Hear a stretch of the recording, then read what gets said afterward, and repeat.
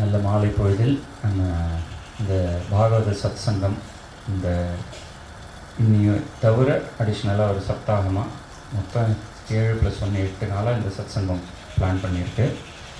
இந்த மாலை பக்ஷ நேரத்தில் இது மாதிரி ஒரு படித்த நல்லுள்ளம் கொண்ட ஸ்ரீ ரமணன் அவர்கள் வந்து இந்த சத் சங்கத்தை நம்ம எல்லாரையும் பக்தி பாதையில் ஈடுபடுத்துறதுக்கு அவர் ஒத்துழைச்சதுக்கு, அவர் ஒத்துண்டதுக்கு ரொம்ப நன்றி. அவரை கௌரவிக்கிறதுக்கு திரு ராமகிருஷ்ணன் அவர்களை முன்வருமாறு அழைக்கிறேன். ராமகிருஷ்ணன் அவர்கள் பொன்னி டெல்டாவில் ஒரு மோஸ்ட் ரீசண்ட் என்ட்ரி ஜாயின் பண்ணியிருக்கார். ஸ்பிக்கில் டைரக்டராக இருந்து பெரிய கார்ப்பரேட் இதில் டாப் மோஸ்ட் பொசிஷனில் இருந்து அதே ஈக்குவல் இதில் ஹியூமிலிட்டியும் கையில் வச்சுட்டு after successful tenure still is very humble. So அவருடைய கையால் திரு ரமணன் கணபாடிகள் அவர்களை கௌரவித்து இந்த நிகழ்ச்சியை ஆரம்பிக்குமாறு கேட்டுக்கொள்கிறேன்.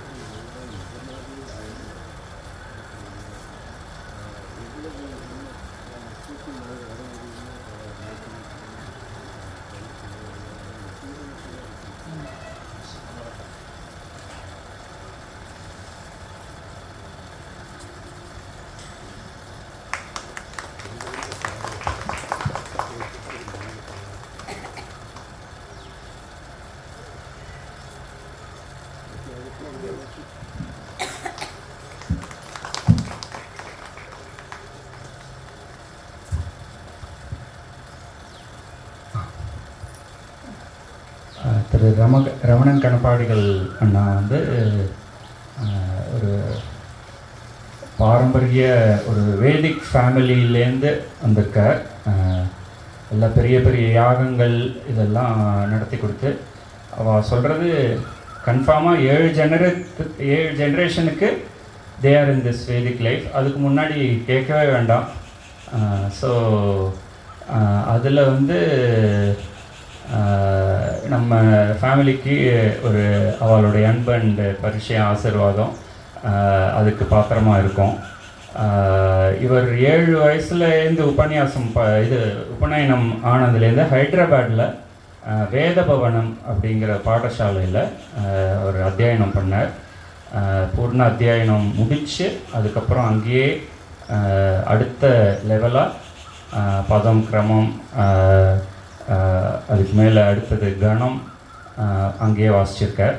அந்த கணம் லெவல் பூர்த்தி ஆனதுக்கப்புறம் அதுலேயே லக்ஷணம் படிச்சிருக்கார். நம்ம இதில் இந்த கிராமர் அப்படின்னு சொல்கிறோம், அதே மாதிரி வேதத்துக்கு ஒரு கிராமர் அதோட பண்ணுறது. அது வந்து கணபாடிகள்லேயே அது ஒரு அடுத்த லெவல் ஆஃப் சலக்ஷண கணபாடிகள் அப்படிங்கிற ஒரு ஸ்டேஜ்.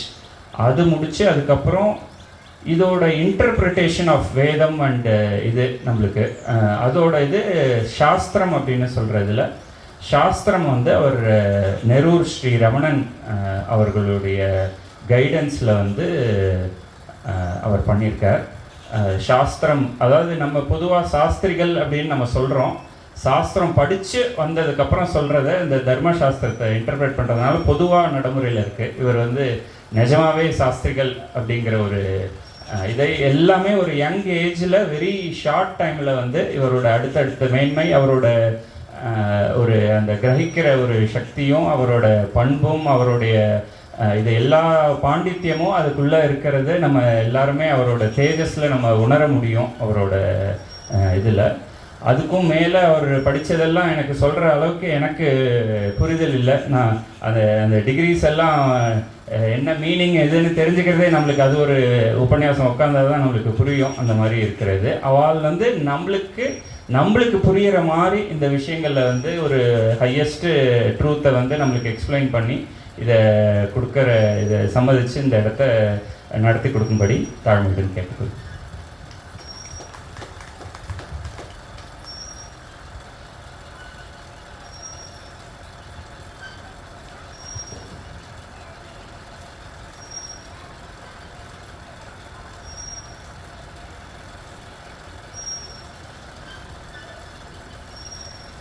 गोपिका जीवनस्मरणं गोविन्द गोविन्द विनायकस्वामिनः जय। शुक्लाम्बरधरं विष्णुं शशिवर्णं चतुर्भुजं प्रसन्नवदनं ध्यायेत् सर्वविघ्नोपशान्तये। दोर्भिर्युक्ता चतुर्भिस्फटिकमणिमयी मक्षमालां दधाना हस्तेनैकेन पद्मं सिकमपि च शुकं पुस्तकं चापरेण भासा कुन्देन्दुशङ्खस्फटिकमणिनिभा भासमाना समाना सा मे वाग्देवतेयं निवसतु वदने सर्वदा सुप्रसन्ना। जन्माद्यस्य यतोऽन्वयादितरतश्चार्थेष्वभिज्ञस्वराट् तेने ब्रह्महृदाय आदिकवये मुह्यन्ति यत्सूरयः। तेजोवारिमृदां यथा विनिमयो यत्र त्रिसर्गो मृषा धाम्ना स्वेन सदा निरस्तकुहकं सत्यं परं धीमहि। सच्चिदानन्दरूपाय विश्वोत्पत्त्यादिहेतवे तापत्रयविनाशाय श्रीकृष्णाय वयं नुमः। हरे रामेति कृष्णेति नाम संकीर्तनं सदा लोकक्षेमाय कुर्वन्तं प्रेमिकं सद्गुरुं भजे।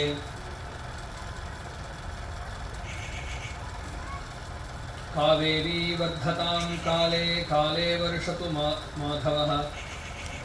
श्रीरङ्गनाथो जयतु श्रीरङ्गश्रीश्च वर्धताम्।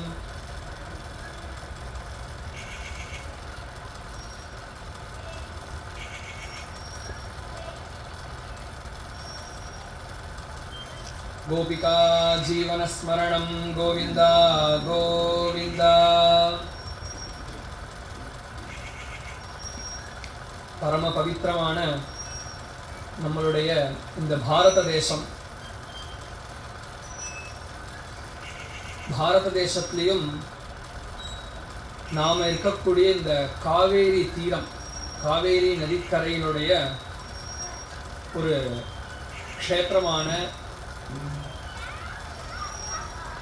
திருச்சிராப்பள்ளின்னு சொல்லக்கூடிய இந்த திருச்சிராப்பள்ளி பல வைபவங்கள் பல க்ஷேத்திரங்களுக்கு உண்டு. நம் நாட்டில் பாரதம் அப்படிங்கிறதே உலகத்திற்கே ஒரு ரத்னம். மொத்த ஊர்கள்லையே மொத்த நாடுகளுக்கெல்லாம் சிறப்பு அப்படின்னு சொன்னால் நம்ம பாரதத்தை சொல்லலாம். அப்பேற்பட்ட நம்ம பாரதத்தில் பல நதிகள், பல க்ஷேத்திரங்கள், பல வைபவம் வாய்ந்த ஸ்தலங்கள்லாம் இருக்கு. அப்போ ஒவ்வொரு தேசத்துக்கும் ஒவ்வொரு மகிமை இருக்கு. நம்மளுடைய இந்த திருச்சி அப்படின்னு பார்த்தோம்னு சொன்னால் இதற்கு தனி சிறப்பு என்ன அப்படின்னு கேட்டால், இந்த ஊரில் பூலோக வைகுண்டம்னு சொல்லக்கூடிய ஸ்ரீரங்கம், திவ்ய தேசங்களுக்கெல்லாம் சிகரம் போன்றது முதல் திவ்ய தேசம்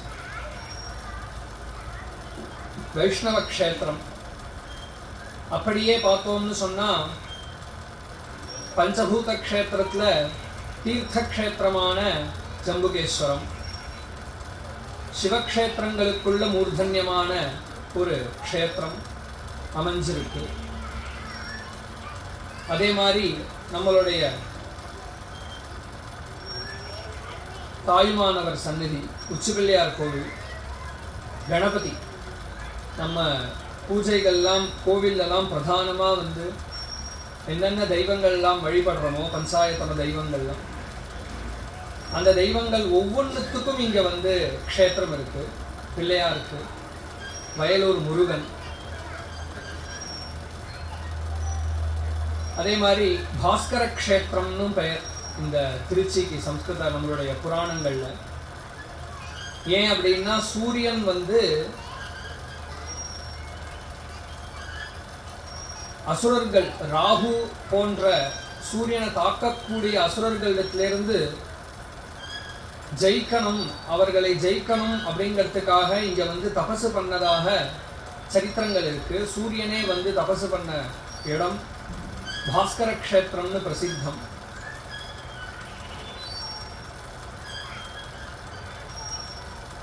நரசிம்மர் இப்படி எல்லா தெய்வங்களும் ஒவ்வொரு கோவிலுக்கும் தனி வரலாறே இருக்கு. கஜாரண்யம் அப்படின்னு எடுத்துட்டோம்னா தனி வரலாறு. அப்பேற்பட்ட எல்லா தெய்வங்களுக்கும் இருப்பிடமான நித்தியம் சாநித்தியம் இருக்கக்கூடிய ஒரு க்ஷேத்திரம் திருச்சிங்கிற மகா க்ஷேத்திரம். இப்பேற்பட்ட வசதி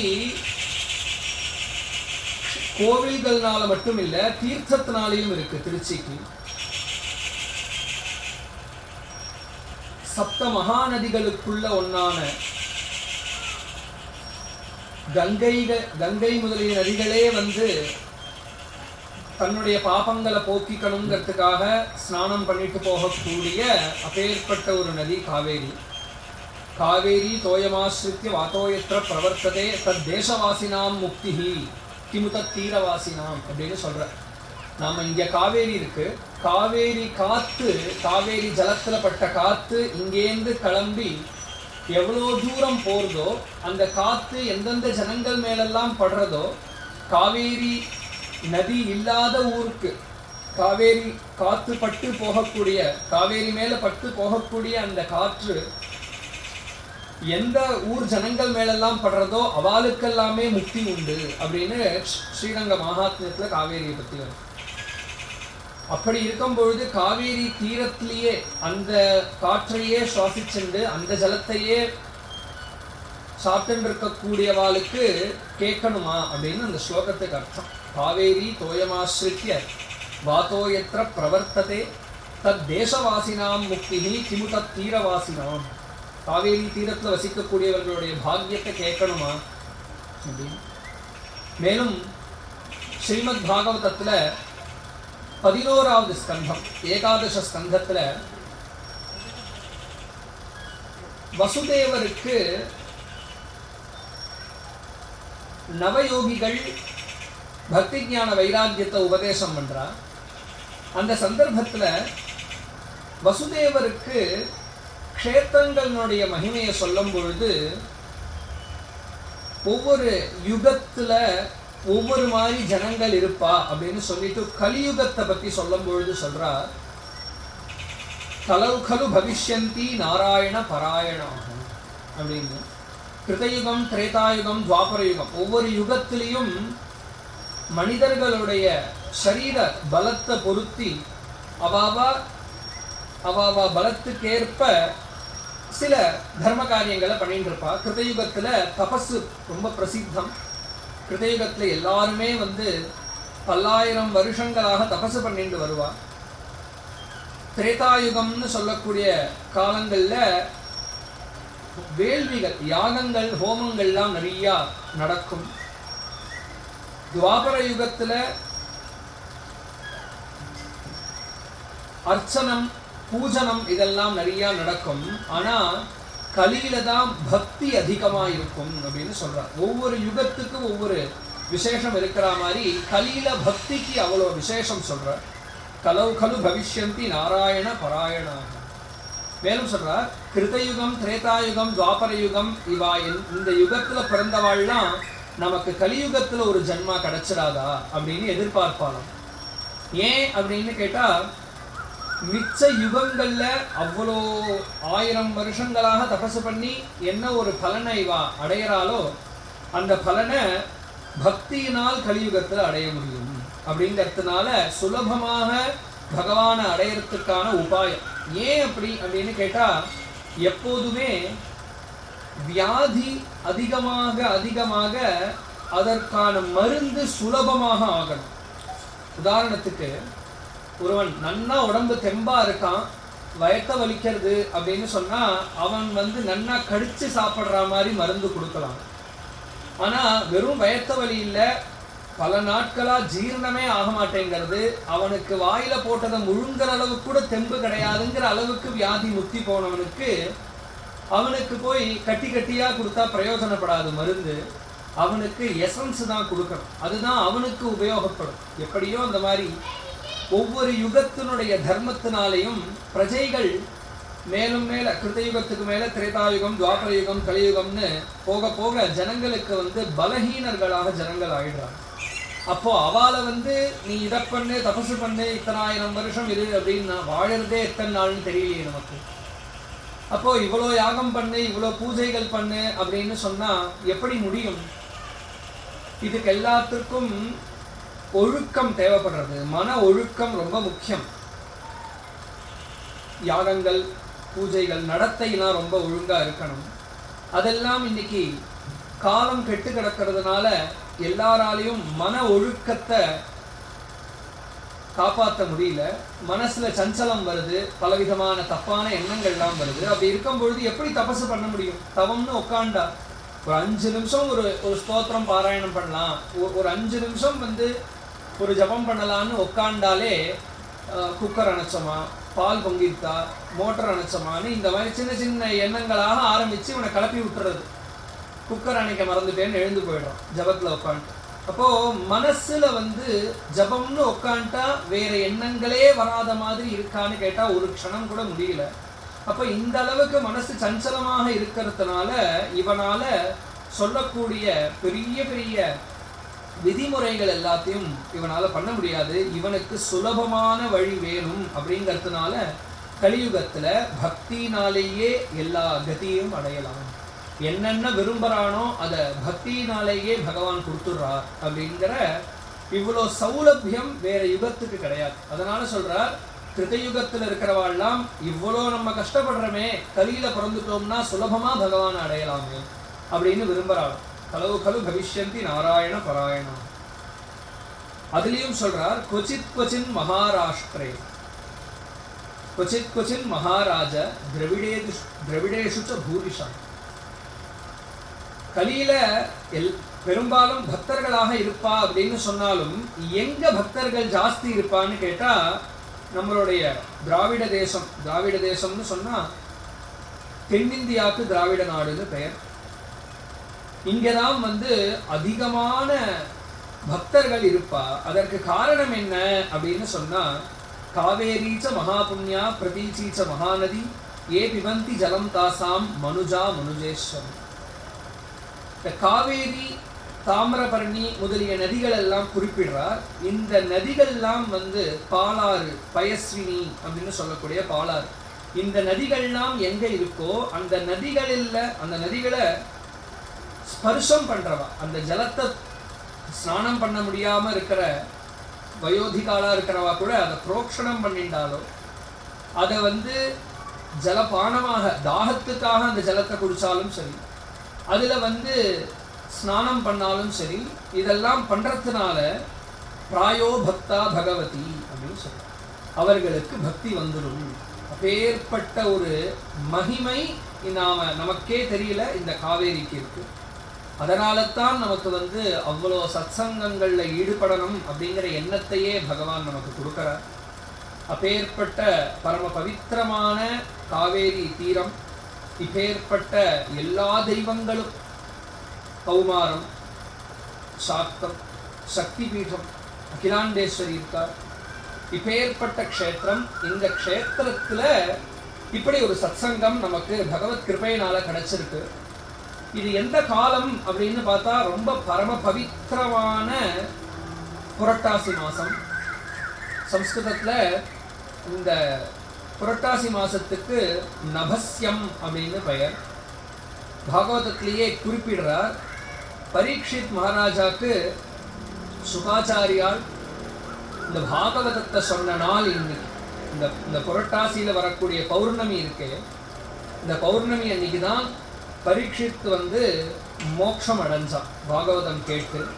அப்பேற்பட்ட நாள் இந்த தருணம். மேலும் நாளையிலிருந்து மகாலய பட்சம். மகாலய பட்சம் அப்படிங்கிறது வந்து பித்ரு காரியத்துக்கு ரொம்ப ரொம்ப உகந்ததான நாள். இந்த மகாலய பட்சம் அப்படின்னு சொன்னால் 15 நாட்கள் உடைய காலத்துக்கு பக்ஷம் அப்படின்னு பெயர். இதில் மகாலயம் அப்படின்னு பெயர். ஒவ்வொரு பட்சத்துக்கு ஒவ்வொரு பெயர் உண்டு சம்ஸ்கிருதத்தில். இந்த பட்சத்துக்கு மகாலயா அப்படின்னு பெயர். மகாலய பட்சம் அப்படின்னு. லயம் அப்படின்னா நமக்கு தெரியும், ஒடுங்கக்கூடியது. பிரளயம் அப்படின்னு நம்ம கேட்டிருப்போம். லயம் அப்படிங்கிற வார்த்தைக்கு வந்து ஒடுங்கிறது அப்படின்னு அர்த்தம். ஒரு மனிதன் எங்க ஒடுங்குவான் அப்படின்னு கேட்டா பகவானிடத்துல தான் போய் லயமாவான். அப்போ லயம் அப்படிங்கிற வார்த்தை ஆலயம், ஆச்சரியமான ஒடுக்கம் இங்க நடக்கிறது. என்ன அப்படின்னு கேட்டா மகான்களான நம் முன்னோர்கள் பிதர்கள், அவர்களுக்கு மகான்கள்னு பெயர். ஏன் அப்படின்னு கேட்டா அவ பண்ண புண்ணியம், அவ எவ்வளோ புண்ணியம் பண்ணியிருக்கா மகாத்மாக்கள். அவ பண்ண புண்ணியம் தான் நாமெல்லாம் க்ஷேமமா இருக்கோம் இன்னைக்கு.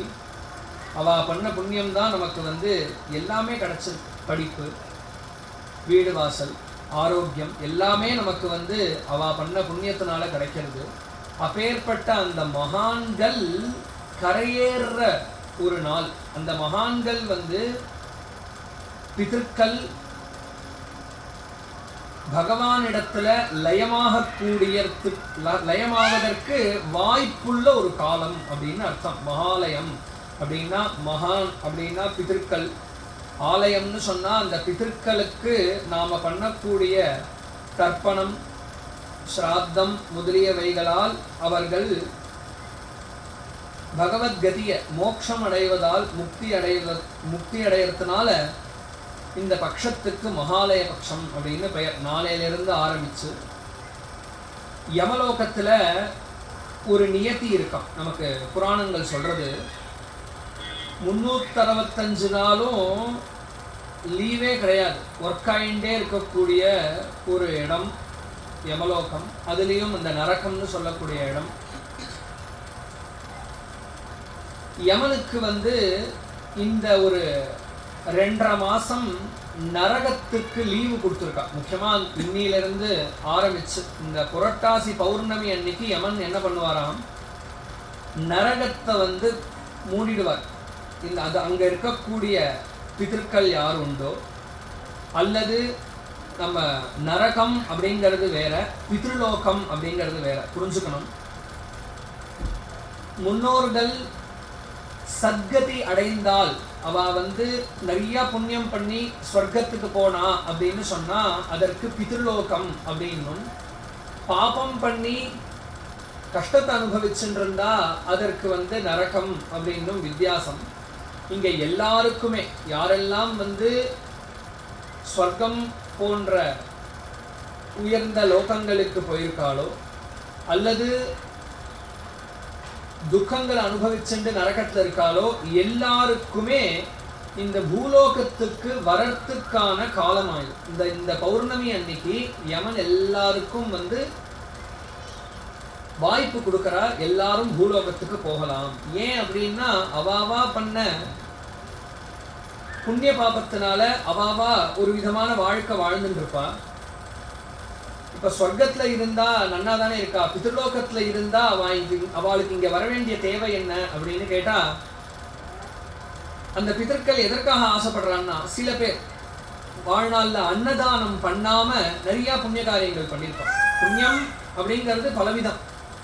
அதுல அன்னதானம் பண்ணாமல் வேற புண்ணியம் பண்ணியிருந்தா அன்ன சமிருத்தி இல்லாத மிச்ச சௌக்கியங்கள்லாம் கிடைக்கும். இங்கேயே பல சௌக்கியங்கள், செல்வம் எல்லாம் இருக்கு, குடும்பம் எல்லாம் நன்னா இருக்கு, அன்னமும் இருக்கு. ஆனா அந்த அன்னம் சாப்பிட்டா ஜீர்ணிக்காதுன்னு சில பேரை பார்க்குறோம் இல்லையா. அப்போ அன்னம் இருந்தாலும் அன்னத்துக்கு தேவையான சொத்து நமக்கு இருந்தாலுமே அதை சாப்பிட்றதுக்கான தகுதிங்கிறது அது தனியா தானே இருக்கு. அப்போ அந்த ஆரோக்கியம் ஜீரணமாகிறது இருந்தாதான் ஆகாரம் பண்ண முடியாது. இந்த மாதிரி ஒவ்வொரு புண்ணியத்துக்கு அந்தந்த பலனை அடையறா. அப்படி அன்னதானம் பண்ணாமல் சொர்க்கத்தையே அடைந்திருந்தாலும் அன்னம் வேணும்னாக்க ஆகாரம் கிடைக்குங்கிற காலம் இது. பூமிக்கு போகலாம் அப்படின்னு சொன்னா இங்க வந்து ஆகாரம் பண்ணிட்டு போகலாம். அல்லது நரகத்துல எத்தனையோ பாபங்கள் நடந்திருந்தது அப்படின்னு சொன்னா நரகத்துல கஷ்டப்பட்டு இருக்கக்கூடியவர்களுக்கும் ஒரு விமோச்சனம் இங்க வந்து இந்த ஸ்ராத்தத்தை ஏத்துக்கிறதுனால, இந்த தர்ப்பணங்களையும் இங்க கொடுக்கக்கூடிய அன்னங்கள் எல்லாத்தையும் ஏத்துக்கிறதுனால அவளுக்கு சந்தோஷமும் முக்தியும் கிடைக்க வாய்ப்பு இருக்கு. அப்படிங்கிறதுனால ஒரு காலம் இந்த புரட்டாசி பௌர்ணமி அன்னைக்கு யமன் வந்து எல்லா பிதர்களையும் திரும்பி அனுப்புறான். அங்கேருந்து வரக்கூடிய அந்த பிதர்கள் இங்க பூமிக்கு வந்து நம்ம அவரவருடைய சந்ததி என்ன இருக்கோ அந்த சந்ததிகளுடைய கிரகத்திற்கு வந்து நிற்பாலாம். நமக்கு இவ அன்னம் போடுவாளா, நமக்கு இவர்கள் தர்ப்பணம் பண்ணுவாளா, நமக்காக இவர்கள் இந்த 15 நாள் நம்மளை ஞாபகப்படுத்தி பார்த்துப்பாளா, இவாளுக்காகவே வாழ்ந்தோமே, இந்த குடும்பத்துக்காகவே நாம் வாழ்ந்தோமே, இவாளெல்லாம் நம்மளை எப்படி நினைக்கிறா அப்படிங்கிறதெல்லாம் பார்க்க அந்த பிதர்கள் வராளாம். வந்து அந்த இப்படி வரக்கூடிய இந்த காலத்துல அந்த பிதர்களுக்கு ஸ்ராத்தம் பண்ணணும். அந்த பிதர்களுக்கு நிறைய தர்ப்பணங்கள் அன்னதானங்கள் நிறைய பண்ணணும் இந்த காலத்துல. இதெல்லாம் பண்றதுனால அவர்களுக்கு சத்கதி கிடைக்கிறது. அப்படிங்கிறதுனால தான் இந்த பட்சத்துக்கு மகாலய பட்சம் அப்படின்னு பெயர். அப்படி வரக்கூடிய அந்த பிதர்களுக்கு நாம பண்ணக்கூடிய ஸ்ராத்தத்தினால அவர்களுக்கு சத்கதி கிடைக்கிறது. எப்படி வந்து ஒரு குழந்தை அந்த பிறந்த குழந்தை அந்த குழந்தைக்கு பசிக்கிறது, அந்த குழந்தையால சாப்பிட முடியாது, தானே சமைச்சுன்னு சாப்பிட முடியாது, அம்மா கொடுத்தாதான் உண்டு. அப்படி ஒரு காலம் எப்படி குழந்தைகள் நாம பார்க்கிறோமோ அதே மாதிரி இந்த பிதர்கள் அப்படிங்கிறவா ஒரு குழந்தை போல. அந்த பிதர்கள் என்ன பண்றா அப்படின்னு கேட்டா, என்ன ஒரு காரியமா இருந்தாலும் நல்லது கெட்டது எதுவா இருந்தாலும் பூமியில தான் பண்ண முடியும். சொர்க்கத்துல எல்லாம் போனா இங்க பண்ண புண்ணிய பாபத்தை அனுபவிக்கலாமே தவிர புண்ணியம் பண்ணணும்னு சொன்னா பூமிக்கு தான் வரணும். அப்போ எப்ப இந்த பூமியை விட்டு போயிட்டாலோ அவளுக்கு ஏற்பட்ட நரகத்தையும் நிவர்த்தி பண்ணிக்க முடியாது. இப்போ ஒரு மனிதன் இங்க வாழும் பொழுது நிறைய பாவத்தை பண்ணிட்டான் அப்படின்னு சொன்னா அவன் போனதுக்கு அப்புறம் அவனால் அதை திருத்திக்க முடியாது, அதை சரி பண்ண முடியாது. அவன் அப்போ அந்த பாவத்தை அனுபவிச்சுதான் ஆகணுமா அப்படின்னு கேட்டா இந்த மாதிரி காலம் மகாலய பட்சம் முதலிய காலங்கள்ல அந்த பிதர்கள் இங்க வரும்பொழுது யாரெல்லாம் அந்த சந்ததிகள் அவருக்காக இங்க ஸ்ராத்தம் பண்றாளோ தர்ப்பணம் பண்றாளோ அவர்களுக்கு அந்த பாபங்கள் எல்லாம் போய் அவ வந்து அந்த நரகத்திலிருந்து மீண்டு முக்தி அடையறதுக்கான வாய்ப்பு இங்க கொடுக்கப்படுறது. அவர்கள் குழந்தை போல அவளுக்கான பிராயச்சித்தத்தை பண்ணிக்கவே முடியாது. நாம இருக்கும் வரைதான் நம்மளால பண்ணிக்க முடியும் பிராயச்சித்தம். அப்போ அந்த பிதர்களுக்கு நாம பண்ண வேண்டிய கடமை ஏன் அப்படின்னா, நமக்கு சாப்பிட தெரியாத நாட்கள்ல, நமக்கு நடக்க தெரியாத நாட்கள்ல, நமக்கு பேச தெரியாத நாட்கள்ல நமக்கு எல்லாமே பண்ணி கொடுத்தது அவதான்.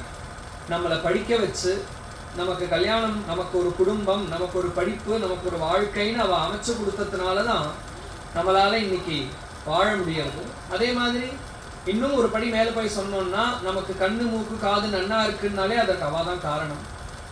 அவ கொடுத்தது தானே இந்த உடல். அப்போ எல்லாமே கொடுத்த கருட புராணத்துல சொல்லும் பொழுது தெய்வத்தை கூட நம்பாதவன் இருப்பான், பிதர்களை நம்பாதவன் எவன் இருக்க முடியும்?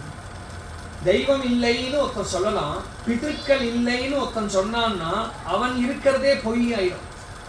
ஏன் அப்படின்னா, தெய்வம் இருக்கா இல்லைன்னு பேசிட்டு இருக்கலாம், ஆனா ஒரு நாஸ்திகன் கூட முன்னோர்கள் பிதர்கள் அப்படிங்கிறவர்கள் இல்லைன்னு சொன்னா நீ பிறந்திருக்க முடியாதுன்னு ஆயிடும். எப்போ நாம இன்னைக்கு பிறந்திருக்கோமோ நம்மளுடைய அப்பா, அவருடைய அப்பா, அவருடைய அப்பாங்கிற முன்னோர்கள் நிச்சயமா இருக்காளே. அப்போ யாராலையுமே இல்லை அப்படின்னு தவிர்க்கவே முடியாத தெய்வம் ஒன்று உண்டுன்னா அது முன்னோர்கள் தான். அப்போ அந்த பிதர்களுக்கு நாம செய்ய வேண்டிய கடமை, அவளால நம்மளால சாப்பிட முடியாத நாட்கள்ல அம்மா நமக்கு ஊட்டி விட்டா, நமக்கு குளிக்க தெரியாத நாட்கள்ல அம்மா குளிப்பாட்டினா, இப்படி நமக்காகவே வாழ்ந்த அந்த பிதர்களுக்கு இன்னைக்கு அவளால அவ பண்ண பாவத்துக்கான பிராயச்சித்தத்தை தேடிக்க முடியல. அந்த மாதிரி காலகட்டத்துல நமக்கு ஒரு வாய்ப்பு அவளுக்கு நாம செய்யறதுக்கு, அப்படி செய்யணும். ஒரு கால் இந்த மகாலய பட்சம், இந்த மகாலய பட்சத்தை பண்ற ஸ்ராத்தம் எப்படிப்பட்ட பலன் உடையது அப்படின்னு கேட்டா, ஒரு கால் நம் முன்னோர்களுக்கு அவர்களுக்கு நடக்க வேண்டிய 10 நாள் காரியங்கள், 16 நாள் காரியங்கள் என்ன உண்டோ அந்த காரியங்கள் நடக்காம போயிருந்தா, அவ வெளியூர் எங்கேயாவது போயிருக்கும் பொழுது அவ போயிட்டா அப்படிங்கிறது கூட செய்தி வராமலேயே அவ இருக்கான்னு நினைச்சுண்டு இந்த சந்ததிகள் செய்ய விட்டிருந்தாலோ, அல்லது நம்ம குலத்துல நாம கர்ப்பமா இருக்கோம் அப்படின்னு ஸ்திரீகளுக்கு தெரியாமையே கர்ப்பமாயி குழந்தைகள் கரு கலைஞ்சு போயிருந்தாலும், இந்த மாதிரி எத்தனையோ விதத்துல நம்ம பிதர்களுக்கு காரியங்கள் நடக்காம போயிருக்கலாம். அவர்களுக்கெல்லாம் கூட இந்த மாலை பட்சத்துல நம்மளால பண்ண முடியும். அதனாலதான் இந்த மகாலய சிராத்தத்துல என்ன பிதற்காரியத்திலையும் இல்லாத ஒரு விசேஷம் என்னன்னு கேட்டா, காருண்ய பிதற்கள்னு ஒரு குரூப் உண்டு. என்னன்னு கேட்டா, நமக்கு ரொம்ப தெரிஞ்சவா ஒருத்தர் இருந்தா, நமக்கு நன்னா பேசி பழகிருந்தோம், பக்கத்து வீட்டுக்காரா, அவ போயிட்டா அப்படின்னா நம்ம அவளுக்காக கூட நாம் எப்படி கயையில போய் நாம பிண்டம் பண்றோமோ, பல க்ஷேத்திரங்கள் எல்லாம் போய் எப்படி சிராத்தம் பண்றோமோ, அந்த மாதிரி இந்த மகாலயத்துல தெரிஞ்சவர்களுக்கு நண்பர்களுக்கு கூட பண்ணலாம். அந்த மாதிரி எல்லாருமே கரையேறத்துக்கான ஒரு வாய்ப்பு இந்த மகாலயத்துல இருக்கு. அப்பேற்பட்ட பரம பவித்திரமான காலம்.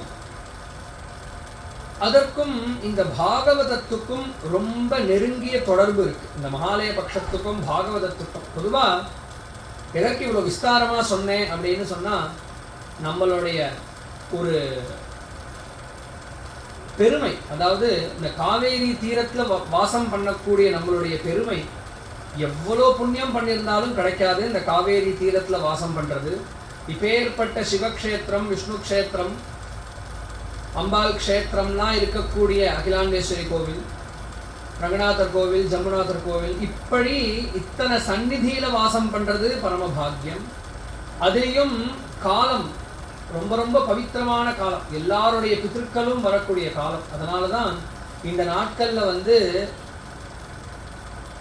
வெட்டியான பொழுதுபோக்கோ அல்லது கேளிக்கையான பொழுதுபோக்கோ போக்காமல் நம் முன்னோர்களை பத்தி நினைச்சு பார்க்கறது, அல்லது அவர்களெல்லாம் நல்ல கதி அடையணும், யாரும் கஷ்டப்படக்கூடாதுன்னு நாம பண்ணக்கூடிய வழிபாடுகள், நம்மளுடைய பூஜைகள், பாராயணங்கள், இதெல்லாம் இந்த மாதிரி செலவழிக்க வேண்டிய காலம். அப்பேற்பட்ட காலம். இந்த காலத்துல எவ்வளவோ நல்ல காரியங்கள் முடிஞ்ச வரைக்கும் பண்ணணும். அதுல இந்த பாகவதம் கேட்பது அப்படிங்கிறது முக்கியமா எதற்கு அப்படின்னு கேட்டார், இந்த காலத்திற்கும் பாகவதத்திற்கும் ரொம்ப நெருங்கிய தொடர்பு உண்டு. என்னன்னு கேட்டா, தன்யா பாகவதி வார்த்தா பிரேத பீடா விநாசினி அப்படின்னு ஒருவர் மரணம் அடைந்ததற்கு பிறகு அவருக்கு காரியமே நடக்காட்டி கூட, கர்மா நடக்காட்டி கூட, பிரேதமாக அவர் இருந்தாலும் இந்த பாகவதம் அவர் கரையேறணும் அப்படின்னு மனசுல நினைச்சுண்டு கேட்டோம்னு சொன்னா அவ கரையேறா அப்படிங்கிறதுக்கு எடுத்துக்காட்டாவே இந்த பாகவதத்தினுடைய மகாத்மியம் அமையிறது. ஸ்ரீமத் பாகவதத்தினுடைய மகாத்மியம். ஆத்மதேவன் அப்படின்னு ஒருவர் இருந்தார். ஆத்மதேவன் கான்யகுப்ஜம். அந்த ஆத்மதேவருக்கு ஒரு மனைவி ஜுந்துலி அப்படின்னு பெயர். அவ ரெண்டு பேருக்கும் ரொம்ப நாளா குழந்தையே இல்லை. எல்லா சௌக்கியமும் இருந்தவர்கள். தனதானிய சம்பத்தி, நிறைய ஐஸ்வர்யம் உண்டு, பந்துக்கள் நிறைய பேர் உண்டு, எல்லாரிடத்திலையும் கௌரவமாக வாழக்கூடிய ஒரு தம்பதிகள். எல்லா வசதியும் இருந்த பொழுதிலும் அவர்களுக்கு குழந்தையே இல்லாம இருந்தது, சந்ததியே இல்லாம இருந்தது. அந்த ஆத்மதேவர் முடிஞ்ச வரைக்கும் நிறைய முயற்சி பண்ணார், தான தர்மங்கள்லாம் பண்ணி பார்த்தார். அவருக்கு ரொம்ப நாள் குழந்தையே பிறக்கல. அப்புறம் நினைச்சார், குழந்தை இல்லாத வாழ்க்கை எதற்கு, நான் தற்கொலை பண்ணிக்கிறேன் அப்படின்னு முடிவு பண்ணார். பக்கத்துல இருந்த ஒரு காட்டுல போய் குளத்துல குதிக்கலாம் அப்படின்னு இறங்குறார். அந்த குளத்தின் அடியில குளத்தங்கரையில உட்கார்ந்து இருந்தார் ஒரு சன்னியாசி. அவர் பார்த்தார், ஏன்பா என்னாச்சு, எங்க போற, அழுதுண்டே போறையே அப்படின்னு கேட்டதும் ஆத்மதேவர் சொன்னார், எனக்கு ரொம்ப பெரிய துக்கம், இந்த துக்கத்தை என்ன பண்ணாலும் போக்கிக்கவே முடியல, இவ்வளோ கஷ்டமா இருக்கு. என்ன கஷ்டம் அப்படின்னா, குழந்தை இல்லை. நானும் எத்தனையோ நல்ல காரியங்கள் பண்ணிட்டேன், எத்தனையோ பரிகாரங்கள் பண்ணிட்டேன், ஆனா குழந்தை பிறக்க மாட்டேங்கிறது அப்படின்னு அவர் சொன்னதும், அதனால இந்த வாழ்க்கையே எனக்கு பிடிக்கல, நான் தற்கொலை பண்ணிக்க போறேன் குளத்துல குதிச்சு அப்படின்னார். உடனே ரொம்ப கருணை ஜாஸ்தியாயிடுத்து அவருக்கு. ஐயோ பாவம், ஒரு ஜீவன் இப்படி தற்கொலை பண்ணிக்கிறதே அப்படின்னு. நம்மளுடைய தர்மத்துல தற்கொலை அப்படிங்கிறது பண்ணிக்கவே கூடாது. தற்கொலை பண்ணிட்டா அவளுக்கு நல்ல கத்தி கிடைக்காது.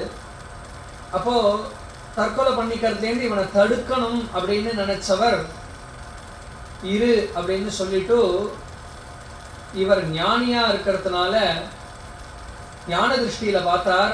அவருக்கு இதற்கு முன்னாடி 7 ஜென்மமா இதே பிரச்சனை இருக்கான். 7 ஜென்மமா அவர் குழந்தை இல்லை, 7வது ஜென்மம் இது. இப்பயும் குழந்தை கிடையாது, இதற்கப்புறமும் இன்னொரு 7 ஜென்மம், 14 ஜென்மத்திற்கு குழந்தை கிடையாதான். அதற்கு முன்னாடி ஜென்மத்துல அவர் பிஞ்சு குழந்தைகள் எல்லாம் விஷம் வச்சு கொண்டு இருந்தாராம். அதனால குழந்தை பாக்கியம் அப்படிங்கிறதே இல்லாம போயிடுத்து அவருக்கு 14 ஜென்மத்திற்கு. இத புரிஞ்சுண்டார். புரிஞ்சுண்டதுமே அந்த மகான் சொன்னார், அப்பா வேண்டாம், குழந்தை வேணும் அப்படிங்கிற ஆசையை விட்டுடு, உனக்கு அதுதான் சரி வரும். ஏன் அப்படின்னு கேட்டா, குழந்தை வேணும், குழந்தையை காட்டிலும் ஒரு பெரிய செல்வம் அப்படிங்கிறது ஒரு கிரகஸ்தனுக்கு கிடையாது. இல்லற வாழ்க்கையில இருக்கிறவனுக்கு பெரிய செல்வம்ங்கிறது குழந்தைகள் தான்.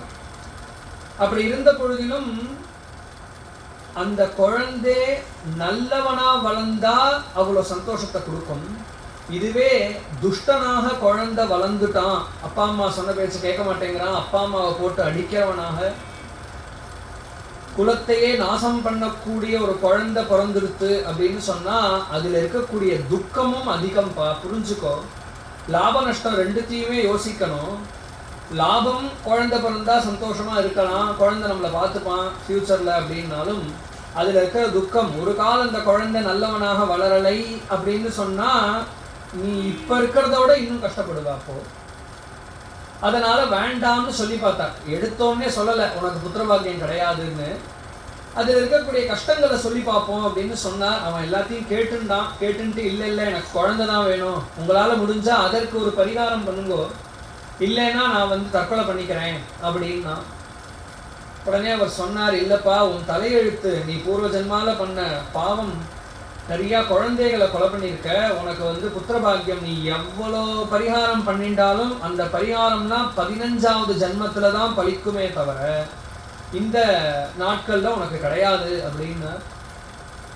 உடனே இருந்தாலும் நீ தற்கொலை பண்ணிக்க கூடாது, தற்கொலை பண்ணிட்டா நீ கெட்டு போயிடுவேங்கிறதுனால நான் உனக்கு ஒரு உபாயம் பண்றேன்னு சொல்லி மந்திரிச்சு ஒரு பழம் கொடுத்தார். இந்த பழத்தை சாப்பிட்டேன்னு சொன்னான், இந்த பழத்தை உன் மனைவிக்கு கொடு, அவள் இதை சாப்பிட்டா அப்படின்னு சொன்னா உனக்கு குழந்தை பிறக்கும் அப்படின்னு சொன்னார். உன் தலையெழுத்து குழந்தை கிடையாதுங்கிறது, ஆனா அதை காட்டிலும் என்னுடைய தவ வலிமை அதிகமானது, அதனால உனக்கு குழந்தை பிறக்கும் அப்படின்னு கையில கொடுத்தார். சந்தோஷப்பட்டுண்டே திரும்பி வந்தார். வந்ததும் இந்த ஆத்மதேவன் தன்னுடைய மனைவியான துந்துகாரி கிட்ட, அம்மா ரொம்ப நாள் கஷ்டப்பட்டதுக்கு ஒரு வழி கிடைச்சதுமா, ஒரு மகான் நமக்கு இந்த பழத்தை கொடுத்தார், இதை நீ சாப்பிட்டேன்னு சொன்னா உனக்கு குழந்தை பிறக்கும்னு அவள் கையில கொடுத்தார். தலையெழுத்து போராத காலம் எப்படி இருக்கு பாருங்க. அவன் என்ன பண்ணா அப்படின்னா, தன் தங்கையோட உட்காந்து பேசினா, இந்த மாதிரி பழம் கொடுத்துருக்கா, இதை சாப்பிட்டா என்ன ஆகும் அப்படின்னு. அந்த பழத்தினுடைய பலனை யோசிச்சு அவ கவலைப்படுறான். என்ன அப்படின்னா, இதை நம்ம சாப்பிட்டோம்னு சொன்னா என்ன ஆகும், அடுத்தாப்புல கரு உண்டாகும், சாப்பிடவே முடியாது, எதை சாப்பிட்டாலும் வாந்தி வரும், வயிறு பெருசாகும், குனிய முடியாது, நிமிர முடியாது, உடம்புல அழகு குறையும், தூக்கம் போகும், உடம்புல தெம்பு போகும். அதுக்கப்புறம் பிரசவ வேதனை, அந்த வலியை அனுபவிக்கணும். அதுக்கப்புறம் அந்த குழந்தை பிறந்தா தூங்க விடாது, ராத்திரியும் பகலும். அதற்கு உடம்பு வந்தால் தூக்கிண்டு ஓடணும், அதை ஊட்டி ஊட்டி வளர்க்கணும். ஏதோ 2 பேர் இருந்தோம், ஒரு அண்டா ஒரு அழகாக்கு சாதம் வச்சோம் சாப்பிட்டோன்னு இல்லாமல் குடும்பம் எல்லாருக்கும் இன்னொரு 4 பேருக்கு சேர்த்து சமைக்கணும், அவளுக்கு ஊட்டணும் அப்படின்னு பௌத்திகமாக இருக்கக்கூடிய சிரமத்தெல்லாம் யோசிக்கிறான். அதனால் நான் இப்போ என்ன பண்ண போகிறேன் அப்படின்னு கேட்டால், இந்த பழத்தை சாப்பிட மாட்டேன். அவர் சொல்லிட்டு போயிடுவார் பழத்தை சாப்பிடுன்னு. இத்தனை கஷ்டத்தையும் நான் தானே அனுபவிக்கணும், இந்த குழந்தை இல்லாத வாழ்க்கை தான் சௌக்கியம் அப்படின்னு அவர் நினைச்சா, இவருடைய தலையெழுத்து அந்த பிரசாதம் கிடைச்சா கூட இவர் பண்ண பாபம் அதை சாப்பிட விடலை மனைவியை. உடனே இவன் என்ன பண்ணான்னா, இந்த பழத்தை வெறும் தூக்கி போட்டோமா அப்படின்னா, அவள் தங்க சொன்னா, சும்மா தூக்கி போடாத, அந்த சன்னியாசிக்கு அந்த துறவிக்கு உண்மையாவே சக்தி இருக்கான்னு நாம பார்ப்போம். இதை ஒரு மாட்டுக்கு போடுவோம், மாட்டு கொட்டாயில் இருக்கிற மாட்டுக்கு போடுவோம், மாட்டுக்கு குழந்தை பிறக்கிறதா அப்படின்னு பார்ப்போம்னு மாட்டுக்கு போட்ட அந்த பழத்தை உடனே கணவன் அவர் ஆத்மதேவர் பழம் சாப்பிட்டேன்னா சாப்பிட்டேன்னு சொல்லிட்டா பயந்துண்டே. ஆனா இப்போ கரு தரிச்சாகணும், குழந்தைய காமிச்சாகணும், என்ன பண்றது அப்படின்னா அவ தங்க ஒரு உபாயம் சொன்னா, நாங்க எங்க வீட்டுல எங்களுக்கு பணம் இல்லை, எங்கள்கிட்ட கஷ்டப்படுற குடும்பம் எங்களுடையது, ஆனா எங்களுக்கு குழந்தை இருக்கு, இப்ப நான் கர்ப்பமா இருக்கேன், என் குழந்தைய உன் குழந்தைன்னு சொல்லிடலாம் குழந்தை பிறக்கச்சே, அதற்கு பதிலாக நீ எனக்கு பணம் கொடு அப்படின்னு பேசிண்டா ஒருத்தர். அதே மாதிரி இந்த துந்துகாரி சொன்ன ஆத்மதேவர்கிட்ட, நான் அந்த பழம் சாப்பிட்டுட்டேன், கரு உண்டாயிடுத்து, ஆனா ஒரு நிபந்தனை, இந்த 10 மாசத்துக்கு நம்ம ஒருத்தர் மூஞ்சி பார்த்துக்க கூடாது, பிரசவமானதுக்கு அப்புறமா தான் நீங்க என்னை பார்க்கணும் அப்படின்னா. ஆகட்டும் அப்படின்ட்டார் அவரும். அதே மாதிரி 10 மாசத்துக்கு அப்புறம் அந்த அம்மாவுக்கு துந்துகாரிக்கு குழந்தை பிறந்திருக்கு அப்படின்னு அறிவிச்சா, தங்கையோட குழந்தைய எடுத்து கையில வச்சுட்டாயோ. அதே மாதிரி தங்கையே பால் கொடுத்து வளர்க்குறா, ரொம்ப சந்தோஷப்பட்டா, நிறைய தானங்கள்லாம் பண்ணார், குழந்தை நன்னா இருக்கணும் அப்படின்னு. அதே சமயம் என்னாச்சுன்னு கேட்டா, மாடும் பிரசவிச்சிருக்கு. மாட்டு பிரசவிச்சா என்ன ஆச்சுன்னு பார்த்தா, மாட்டுக்கு மனிதன் பிறந்திருக்கான். இருந்தாலும் மாடுக்கு பிறந்ததுனால அவருக்கு காது மாடு மாதிரியே பெருசா இருந்தான். அதனால அவருக்கு கோகர்ணம், கர்ணம்னு சொன்னா காது, கோன்னா பசுமாடு, மாட்டுக்காது உடையவர்னு அர்த்தம். கோகர்ணன் அப்படின்னு ஒரு பையன் அந்த பசுமாட்டுக்கு பிறந்தது கர்ப்பத்துல. ஆச்சரியப்பட்டா, ஊர் ஜனங்கள் எல்லாம் ஒத்தொத்தரா பார்க்கறானாம், ஆத்மதேவன் மாட்டுக்கு ஆண் குழந்தை பிறந்திருக்காமே அப்படின்னு பார்த்துட்டு போறா. அந்த குழந்தையோ ரொம்ப அழகா இருக்கு, தெய்வீகமான குழந்தையா இருக்கு. சந்தோஷப்பட்டார், என்னமோ பகவத் கிருபை, நமக்கு குழந்தையே இல்லைன்னு நம்ம இத்தனை நாள் இவ்வளோ வேண்டிட்டதுக்கு பிறக்கிறச்சே நமக்கு பிறக்கிறதெல்லாம் மனித குழந்தையாவே பிறக்கிறதுன்னு நினைச்சார். ஒரு விந்தையா இருந்தது அவருக்கு. 2 பேரையும் வளர்த்துண்டு வரார். வளர வளர வளர வளர தெரியறது அந்த குழந்தைக்கும் இந்த குழந்தைக்கும் இருக்கிற வித்தியாசம். இந்த துந்துகாரிக்கு தங்கைக்கு பிறந்த குழந்தைக்கு, துந்துலியினுடைய தங்கைக்கு பிறந்த குழந்தைக்கு துந்துகாரி அப்படின்னும், மாட்டுக்கு பிறந்த குழந்தைக்கு கோகர்ணன் அப்படின்னும் பெயர். 2 குழந்தைகளும் வளர வளர என்னாச்சு அப்படின்னு பார்த்தா, ரொம்ப துஷ்டனா இருக்கான் தங்க பையன். அப்பா அம்மா சொன்ன பேச்ச கேட்க மாட்டேங்கிறான், சூதாடுறான், படிக்க மாட்டேங்கிறான், மதுபானம் பண்றான், பொய் சொல்றான், சாதுக்கள் எல்லாம் போட்டு அடிக்கிறான், குழந்தைகள் எல்லாம் போட்டு அடிக்கிறான்.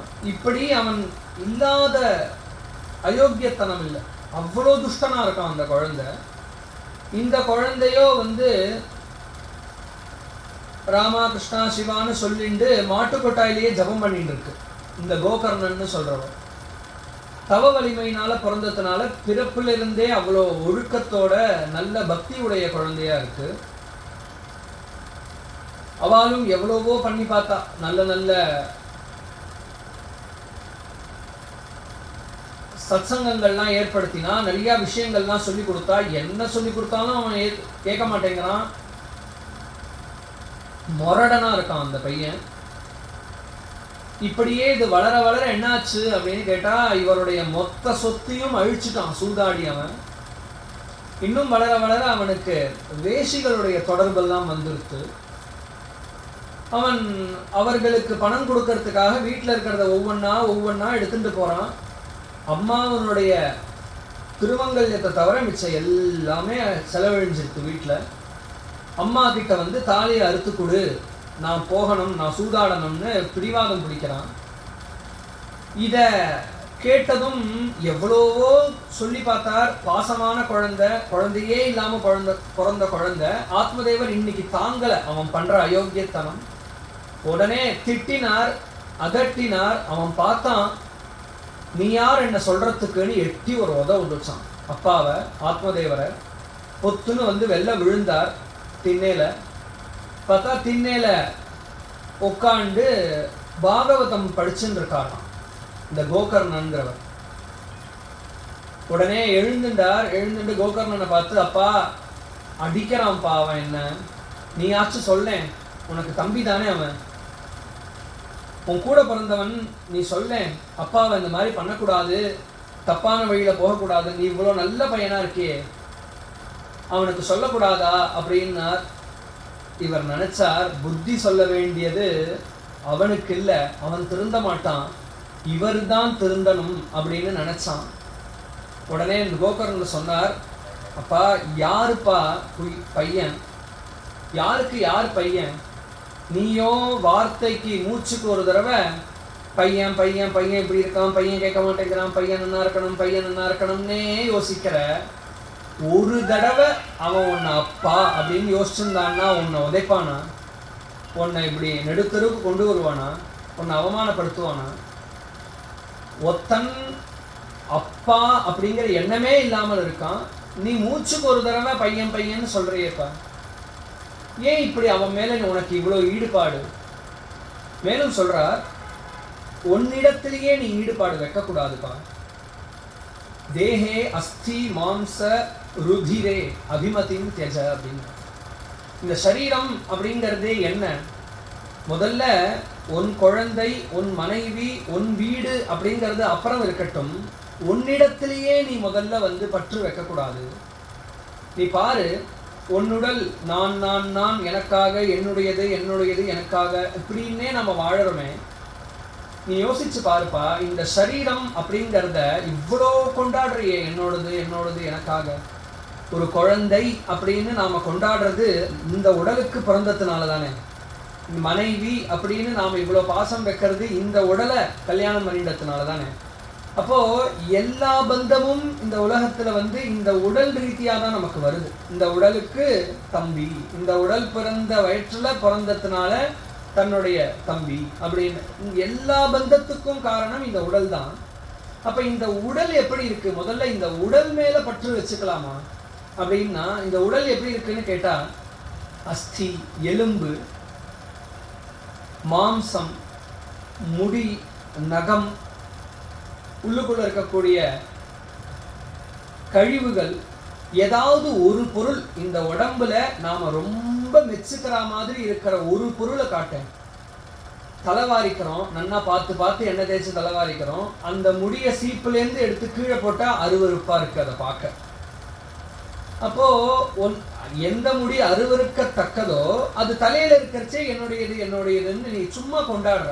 உன் தலையில இருக்கிறச்சேவும் கீழே இருக்கிறச்சேவும் என்ன வித்தியாசம் அந்த முடிக்கு? நகம் அதே மாதிரி நல்லா பாலிஷ் போட்டு வச்சுக்கிறோம், வெட்டி போட்டா அதை பார்க்கவே அருவருப்பா இருக்கு. பார்த்து பார்த்து வளர்க்குறோம். நம்ம உடம்புலேருந்து காயம் ஏற்பட்டு ரத்தமோ மாംസமோ வெளியேறித்து அப்படின்னு சொன்னா பார்த்தாலே எவ்வளோ கொடூரமா இருக்கு அதை பார்க்க. எதை வேணா எடுத்துக்கலாம், மலமூத்திரங்கள், ஒரே நாத்தம், எவ்வளோ வாசனை பொருட்கள் எவ்வளோ குளிச்சாலும் 6 மணி நேரத்துக்கு மேலே திரும்பி நாடுறது. ஒரு பொருளாச்சு இந்த உடம்பு மேல பற்று வைக்கிறதுக்கு காரணம் இருக்கா? உயர்ந்ததாக ஏதாவது ஒன்று இருந்தா காட்டேன்பா அப்படிங்கிறார் அவர். அதனால முதல்ல இந்த உடல் மேலேயே பற்று வைக்கிறது தப்பு. அதுவே தப்புங்கிறச்சே இந்த உடலால் ஏற்பட்ட மனைவி, இந்த உடலுக்கு ஏற்பட்ட குழந்தை, இந்த உடலுடைய அப்பா அம்மா அப்படிங்கிறதெல்லாம் அப்புறம் தானே. அப்போ உன்னிடத்திலேயே நீ பற்று வைக்காத அப்படின்னு சொன்னார். இவ்வளோ கஷ்டத்தை அனுபவிச்சதுக்கு அப்புறம்தான் அவருக்கு இந்த வார்த்தைகள் புரிஞ்சுது. மேலும் சொன்னார், அப்படி ஒரு கால் உனக்கு இந்த உயிரை காட்டிலும் குழந்தை முக்கியம் அப்படின்னு தோணித்துனா, ஏன் அப்படின்னா குழந்தை வேணுங்கிறதுக்காக தற்கொலையே பண்ணிக்க போனவர் இந்த ஆத்மதேவர். அதனால சொல்றார், அப்படி உனக்கு ஒரு குழந்தை வேணும்னு நீ ஆசைப்பட்டேன்னா இந்த பாகவதத்தை பாரு. பாகவதத்துல 10வது ஸ்கந்தம் தசமஸ்கந்தத்துல ஒரு குழந்தை இருக்கு, கிருஷ்ணன்னு பெயர். அந்த குழந்தை எப்படி இருக்கு பார். வராத போன்னு கோபிகைகள்லாம் விரட்டினாலும் அந்த வீட்டில தான் போவேன்னு போய் உட்காந்துக்கிறது அந்த குழந்தை. எவ்வளோ ஆசையா பழகிறது பாரு எல்லாரோட. அதனால உனக்கு குழந்தைங்கிற பாவம், ஒரு குழந்தை வேணும், அந்த குழந்தைய நாம வந்து கொண்டாடணும் கொஞ்சணும் அப்படின்னு தோணித்துன்னா இந்த குழந்தைய நீ பிடிச்சுக்கோ. இவனை உன்னை யார் வெறுக்கிறானோ எதுக்கு அவன் பின்னாடி போற அப்படின்னு சொன்னதும் மனசுக்கு ரொம்ப ஆறுதலா இருந்தது அவர் பேசினது. உடனே காட்டுக்கு கிளம்பிட்டார். வீட்டை உதறிட்டு ஆத்மதேவர் காட்டுல போய் ஸ்ரீகிருஷ்ணமாப நியதம் தசமஸ்ய பாட்டாத் அப்படின்னு சொல்றார். மோட்சமே முக்தி அடைஞ்சிட்டாராம். எப்படின்னு கேட்டா அன்னியிலிருந்து அவர் டெய்லியும் வந்து இந்த கிருஷ்ண லீலைகளையே படிச்சுட்டு இருப்பாராம். தசமஸ்கந்தத்தையே படிச்சு கிருஷ்ணன் வந்து மழலை பேசுறது, கிருஷ்ணர் நடக்கிறது, தள்ளாடிந்து நடக்கிறது, அந்த குழந்தை வந்து யசோதை குளிப்பாட்டுறது எல்லாமே இருக்கு பாகவதத்துல.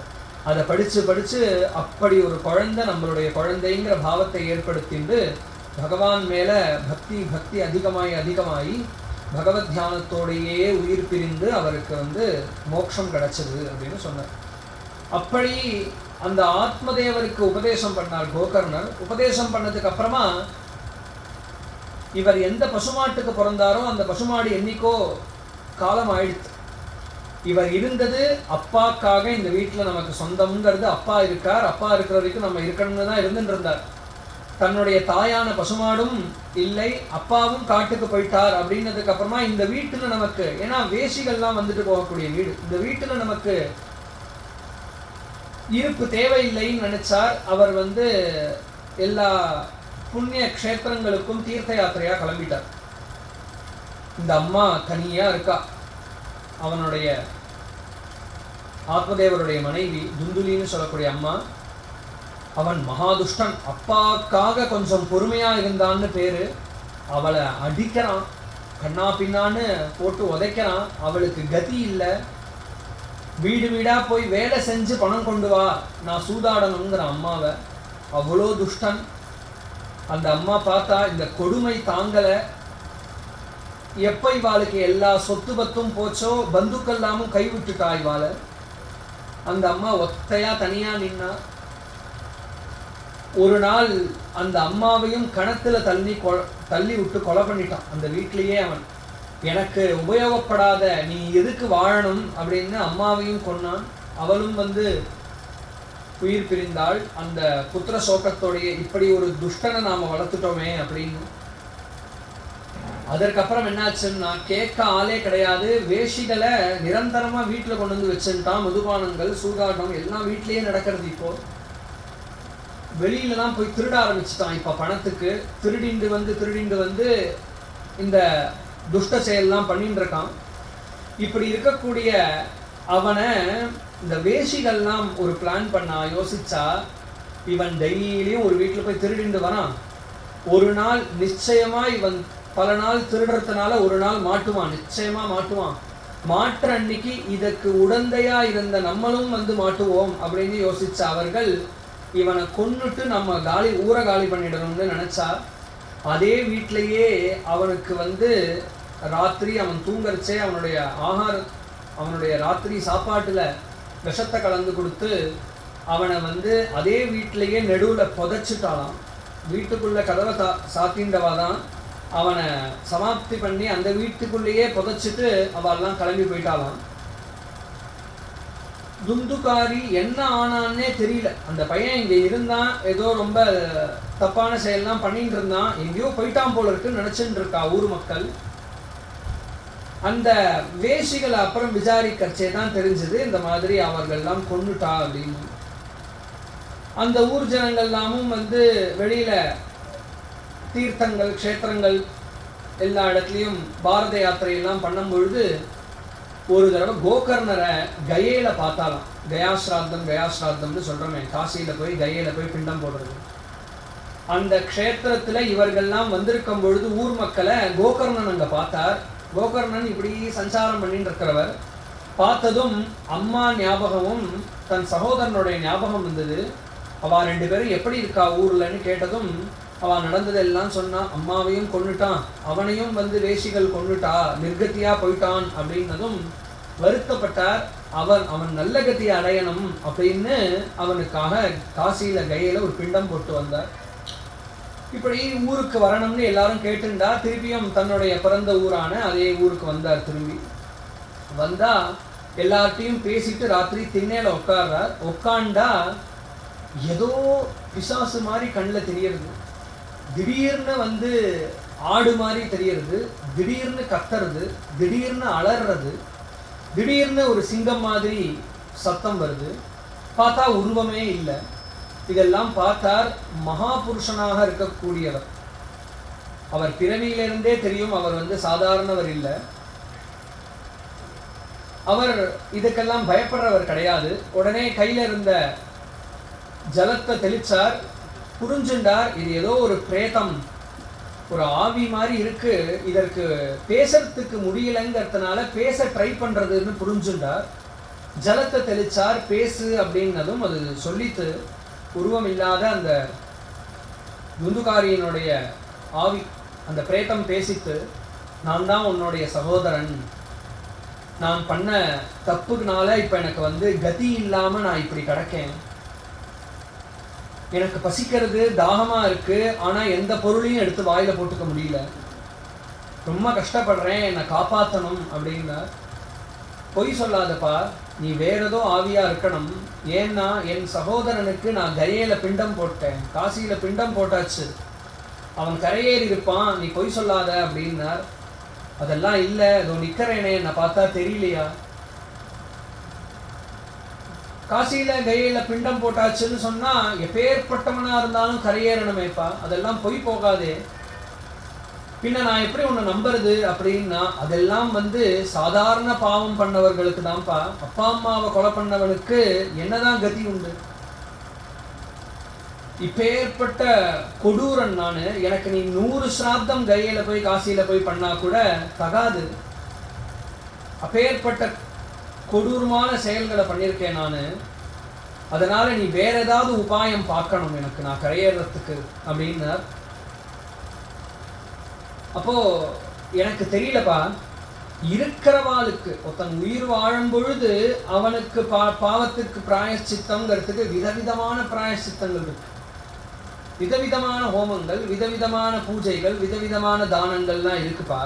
ஆனா ஒருத்தன் போயிட்டான்னு சொன்னா காசியில போய் பிண்டம் போறதை விட ஒரு பெரிய பிராயச்சித்தம் என்னன்னு எனக்கு தெரியல, நான் கேட்டு சொல்றேன் அப்படின்னார். ஊர்ல இருக்கிறவா எல்லாரையும் கேட்டார். எல்லாருமே எல்லா புஸ்தகத்தையும் பிரிச்சு பார்த்தாலும் இருக்கிறவனுக்கு தான் பிராயச்சித்தம் இருக்கே தவிர போனவனுக்கு நடக்கக்கூட காரியம்தான். அந்த காரியம் சரியா நடக்கலைன்னா கயாஸ்ராத்தம், விஷ்ணுபாதத்துல பிண்டம் போடுறது, இதெல்லாம் பார்த்துட்டு யாருமே தெரியலன்னு கை விரிச்சுட்டா. ஆனா இவனை கரையேத்தனமே, நம்ம குடும்பத்துல ஒருத்தன் இப்படி இருக்கக்கூடாது, அப்போ நாம அதுக்கு கடமைப்பட்டவா அப்படின்னு நினைச்சு இவர் சூரியனை குறித்து தபசு பண்ணார். சூரிய பகவான் இவருக்கு சொன்னார், இவன் பண்ண பாபத்துக்கு என்ன கர்மாவும் போராது, பாகவத சப்தாகம் சொல்லு, அதை இவன் கேட்டான்னு சொன்னா இவன் பரம பவித்திரனாக ஆவான் அப்படின்னு சொன்னார். சந்தோஷப்பட்டார் கோகர்ணன். சந்தோஷப்பட்டு அந்த கிராமத்தில் இருக்கக்கூடிய அத்தனை ஜனங்களையும் ஒன்று திரட்டினார். இந்த துந்துகாரியினுடைய ஆவியை பார்த்து சொன்னார், பா, உனக்காக பாகவத சப்தாகம் பண்ண போறேன், இந்த சப்தாகத்தை நன்னா கேளு, கேட்டால் உனக்கு இந்த பிரேத பாதைன்னு சொல்லக்கூடியது நீங்கி நீ நல்ல கதி அடைவாய் அப்படின்னு சூரியன் சொல்லியிருக்கார் அப்படின்னார்.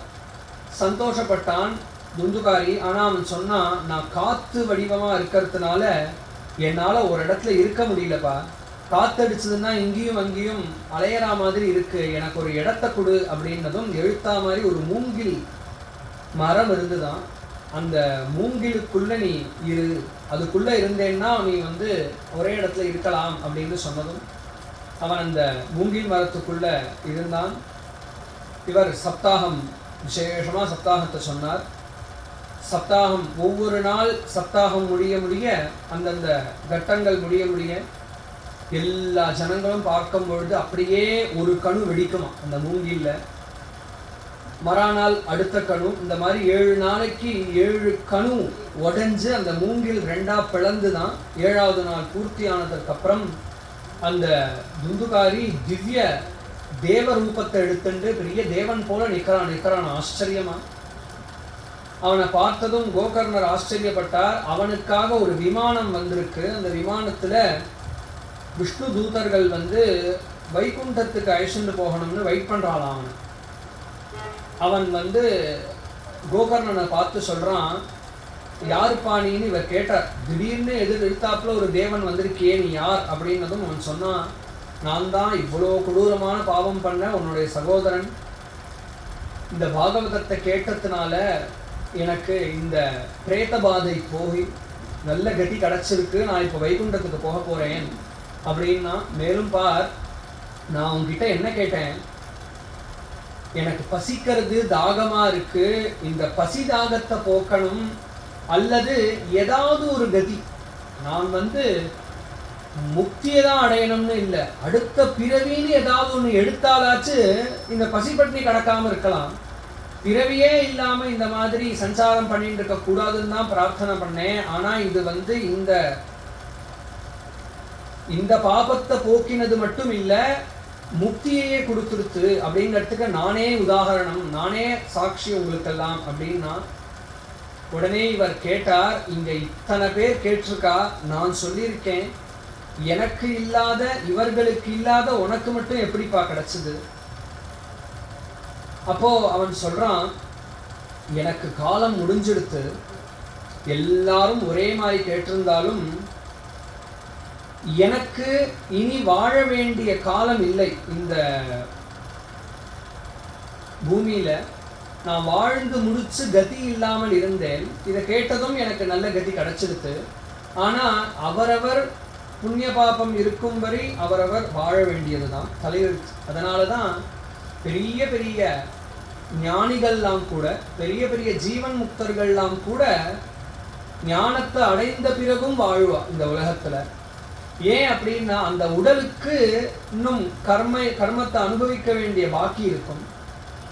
அதனால தான் நம்மளால பார்க்க முடியறது ஜீவன் முக்தர்கள் ஞானிகள் அப்படின்னு, வாழக்கூடியவர்களையே ஞானிகளாக பார்க்க முடியுது. அப்போ ஞானிகளுக்கு கூட கர்மா இருக்கிற பரியந்தம் வாழ்க்கைங்கிறது உண்டு. அந்த மாதிரி இந்த பாகவத சப்தாகத்தை நான் உயிர் பிரிந்ததற்கு அப்புறம் கேட்டதுனால எனக்கு உடனடியாக பலன். நீங்க எல்லாரும் இதே மாதிரி நல்ல கதி அடைவீர்கள் அப்படின்னு சொன்னா, அதே மாதிரி அந்த பாகவதம் யார் யார் கேட்டாலோ அவ எல்லாரும் முக்தி அடைந்தா, அவ காலத்திற்கு அப்புறம் முக்தி அடைந்தாங்கிறத அதே பிரகரணத்துல சொல்ற. அப்படி இந்த பாகவதத்திற்கு முக்கியமான பிரயோஜனம் பாகவதத்தினுடையது பக்தி ஞான வைராக்கியம் தான். பக்தி, பகவானிடத்துல ஈடுபாடு, மனசை பகவானிடத்துல செலுத்துறது, உடம்பையும் பகவானிடத்துல செலுத்துறது, பார்க்கிற விஷயங்கள்லாம் பகவானையே பார்ப்பது, கையால செய்யக்கூடிய எல்லா வேலையும் பகவானுக்காகவே, நடப்பது கோவில்களுக்காக இருக்கணும், முகரக்கூடியது பகவானுக்கு பூஜை பண்ண நிர்மால்யமா இருக்கணும், அதே மாதிரி சாப்பிடக்கூடியது பகவானுடைய நைவேத்தியமான பிரசாதமாக இருக்கணும், கேட்கக்கூடியது பகவானுடைய விஷயமாகவே இருக்கணும். இந்த மாதிரி எல்லா புலன்களையும் எல்லா இந்திரியங்களையும் நம்ம உடல், மனசு எல்லாத்தையும் பகவானிடத்துல செலுத்துறதுன்னு இருக்கே, இதற்கு தான் பக்தின்னு பேர். இதுல ஒவ்வொன்றும் ஒவ்வொரு பக்தி. அர்ச்சனம் அப்படிங்கிறது கையால் நாம் பண்ணுறது, க்ஷேத்திர யாத்திரைன்னு சொல்கிறது காலால் பண்ணக்கூடியது. இந்த மாதிரி பக்திங்கிறது பலவிதம். ஏதோ ஒரு விதத்தில் நாம் நம்மளை பக்தியில் ஈடுபடுத்தணும். இதற்கு தான் பக்தி. பகவத் விஷயத்தில் நாம் ஈடுபடுறது தான் பக்தின்னு. கேட்பதும் சரி, பார்ப்பதும் பேசுவது எல்லாமே பக்தி தான். இந்த மாதிரி பக்தி ஞானம். ஞானம் அப்படிங்கிறது நாம் யார் அப்படிங்கிறத உணர்வது தான் ஞானம். இப்போ நம்ம எல்லாருக்கும் ரொம்ப பிரசித்தமான ஒரு பிரதீதி, ஒரு எண்ணம் உண்டு. என்னன்னு கேட்டால், நீ யார் அப்படின்னு சொன்னால் நான் இன்னார், நம்மளுடைய பெயர் சொல்லி எனக்கு இன்ன வயசு, நான் ஆனா பெண்ணா அப்படின்னு சொல்கிறோம். ஆனால் உண்மையில் நாம் சொல்லக்கூடிய இந்த ஐடென்டிஃபிகேஷன்லாம் இந்த சரீரத்துக்கு தான், இந்த உடலுக்கு தான் அந்த ஐடென்டிஃபிகேஷனே தவிர நாம் அப்படிங்கிறது வேற. அதை நம்ம ஒருத்தர் காலமாயிட்டார் அப்படின்னு சொன்னால் கிருஷ்ணன் போயிட்டார், நேற்று வரைக்கும் இருந்தார், போயிட்டார் அப்படின்னு சொல்கிறோம். ஆனால் ஸ்பஷ்டமாக நாம் சொல்கிறது அந்த உடலை மடியில் போட்டுண்டு அழறோம். ஆனால் அந்த உடல் தான் அவர் அப்படின்னா இருந்தவர் யார், போனவர் யார்? அதே மாதிரி நாம் கையை தூக்குன்னு சொல்கிறோம், காலை தூக்குன்னு சொல்கிறோம், தலையை தூக்குறோம், உடம்பை தூக்குங்கிறோம், எல்லா பாகத்தையும் தூக்குறோம். இந்த உடல் தான் நாம் அப்படின்னா தூக்குவது யார், கேட்பது யார்? ஒருத்தன் மரணிச்சுட்டான் அப்படின்னு சொன்னால் அவன் காதில் எவ்வளோ பேசினாலும் கேட்க மாட்டேங்கிறது. நேத்தி வரைக்கும் என்கிட்ட பேசணும், என் பேரன் என்னை கொஞ்சணும், என் பேரன் என்னை கூப்பிடணும்னு ஆசைப்பட்டவன் இன்னைக்கு காதில் தாத்தா தாத்தான்னா ஏன்னு கேட்க மாட்டேங்கிறாங்க. அப்போ இந்த உடலுக்குள்ளே இருந்துட்டு தாத்தான்னு கூப்பிட்டா கொஞ்சினவன் வேற ஒருவனாச்சே, வேற ஒருவன் போல இருக்கேன். நேத்தி வரைக்கும் ரொம்ப பிடிக்கும்னு ஒரு பொருளை சாப்பிட்டுட்டு இருந்தான்.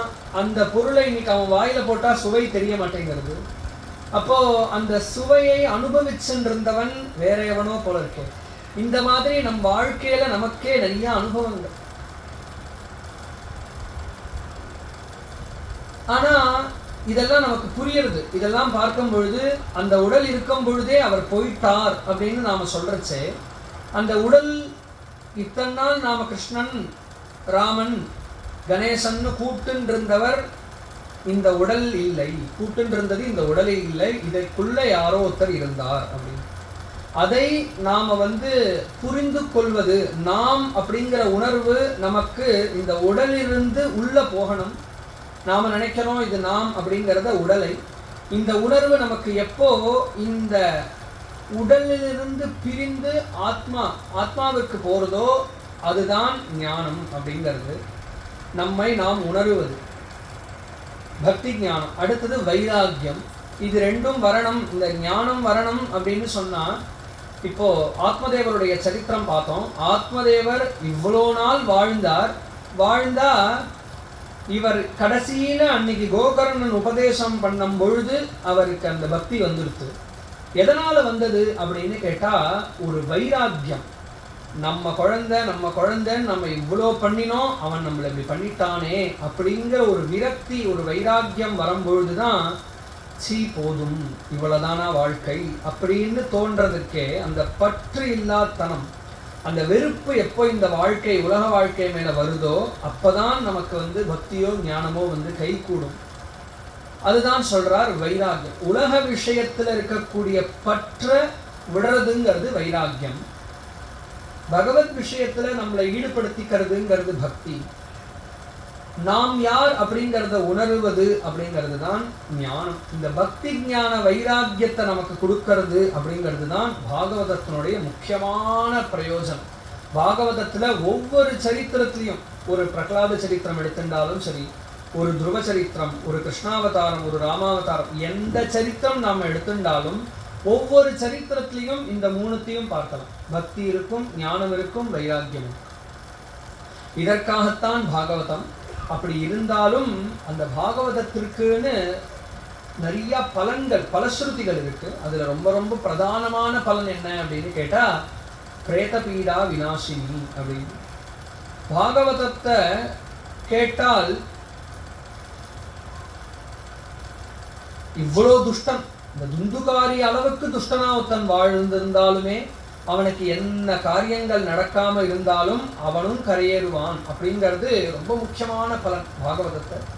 அதனாலதான் பழைய காலத்திலிருந்தே இந்த மகாலய பட்சத்துல பாகவதத்தை வச்சுக்கிறது அப்படிங்கிறத கொண்டு வந்திருக்காங்க. நாம சொன்னோம் ஆரம்பத்திலேயே இந்த மகாலய பட்சத்துல பித்ருஸ்ராத்தங்கள் எல்லாம் பண்ணணும் அப்படின்னு. அந்த பித்ருஸ்ராத்தங்கள்லாம் நாம பண்ண முடியாட்டி, நம்ம சரியா பண்ணலேன்னாலோ, நமக்கு எப்படி ஒழுக்கமா பண்ணணுமோ அந்த மாதிரி நடக்கலை அப்படின்னாலோ, நமக்கு சாஸ்திரங்கள் சொல்றது பிதர்கள் சாபம் விட்டுறா இந்த குலத்துக்கு. யார் வந்து இவ்வளோ ஏக்கத்தோட எந்த பிதர்கள் வந்து நிற்கும் பொழுது அவர்களுக்கு ஸ்ராத்தம் நடக்கலையோ அந்த பிதர்கள் சபிச்சிடுறாளாம். எந்த குலத்துக்காக நான் வந்து இப்படி வாழ்க்கை பூரா வாழ்ந்தேனோ, இந்த குடும்பத்துக்காகத்தானே நான் வாழ்ந்திருக்கேன், நான் இந்த குடும்பத்துல நான் வேற யோசிச்சது உண்டா? இதே இந்த மனைவிக்காக, இந்த குழந்தைகளுக்காக, இந்த பேரன்களுக்காக எல்லாம் அவர்களுக்காகவே வாழ்ந்த எனக்கு இன்னைக்கு ஒருவேளை சாப்பாடு போட இந்த குடும்பத்தினால முடியாதுன்னா இந்த குடும்பம் எதற்காக இருக்கணும் அப்படின்னு அவ வருத்தம், ஒழியணும்னு சொல்ல வேண்டியதில்லை, அவளுடைய அந்த வருத்தம் இருக்கே, அதனாலேயே வந்து புத்திரபாகியங்கள் போயிடும் அப்படின்னு சொல்ற. அதனாலதான் பாகவதத்துல ஆரம்பத்திலேயே சொல்லும் பொழுது என்னென்ன பலன் வேணும் அப்படிங்கிறத பொறுத்து என்னென்ன கடவுளை வணங்கணும் அப்படின்னு ரொம்ப பிரசித்தம். நமக்கு அது பழக்கத்திலேயே உண்டு. செல்வம் வேணும்னா லக்ஷ்மியை பார்க்கறது, படிப்பு வேணும்னா சரஸ்வதியை பார்க்கறதுன்னு ஒவ்வொன்றுத்துக்கும் தனிப்பட்ட தெய்வங்கள் இருக்கு. எல்லா தெய்வமும் எல்லா வரத்தையும் கொடுக்கும், இருந்தாலும் விசேஷமான வரம் கொடுக்கக்கூடிய ஒரு வல்லுமை. அப்படி பிதர்களுக்கு தான் சந்ததியை கொடுக்கக்கூடிய ஒரு சக்தி.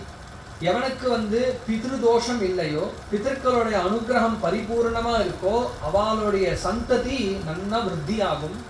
நன்னா விருத்தியாகும்னா ஏதோ குழந்தை பிறக்கும்னு இருக்குல்ல, இல்லை, பிறக்கிற குழந்தைகளுக்கு ஊனம் இருக்காது, உடம்புல எந்த ஊனமும் இருக்காது, நன்னா புத்திசாலியா இருப்பான், நன்னடத்தை உடைய குழந்தையா இருப்பான். அதுதான் ரொம்ப முக்கியம். அதனால தந்தும் தன்வன் பித்ருன் யஜேத், நீ முதல்ல உனக்கு குழந்தை வேணும்னா பிதர்களை வழிபடு அப்படின்னு சொல்றார் பாகவதத்திலேயே. அப்படி இந்த பிதர்களுடைய மகாலய பட்சத்துல நாம நம்மளுடைய சிராத்தங்கள் எல்லாம் சரியா பண்ண முடியாட்டி, நாம முடிஞ்ச வரைக்கும் பண்ணுவோம். அப்படி பண்ண முடியாம ஆயிடுத்து அப்படின்னா கூட இந்த பாகவதத்தை சிரவணம் பண்றதுனால அந்த தோஷம் நமக்கு வராது அப்படிங்கிறது இந்த துந்துகாரி ஆத்மதேவர் இவாளுடைய சரித்திரமே நமக்கு வந்து எடுத்துக்காட்டு. அப்பேற்பட்ட ஒரு சம்பந்தம் இந்த பாகவதத்துக்கு இந்த பட்சத்தோட, மகாலய பட்சத்தோட இருக்கிறதுனால தான் அந்த காலத்துல இருந்தே பாகவதத்தை மகாலய பட்சத்துல சொல்றது அப்படின்னு நிறைய சத்சங்கங்கள் எல்லாமே, ராமாயணம் சொல்றது உண்டு, மகாபாரதம் சொல்றது உண்டு.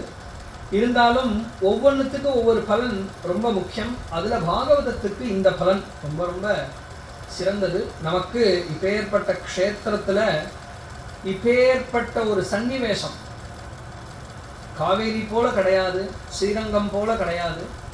இப்பேற்பட்ட இந்த ஒரு க்ஷேத்திரத்துல, இந்த தீரத்துல காலம் ரொம்ப முக்கியம். இந்த காலம் மகாலய பட்சம், இப்பேற்பட்ட காலம். இந்த காலத்துல ஸ்ரீமத் பாகவதம் நமக்கு கிடைச்சிருக்கு.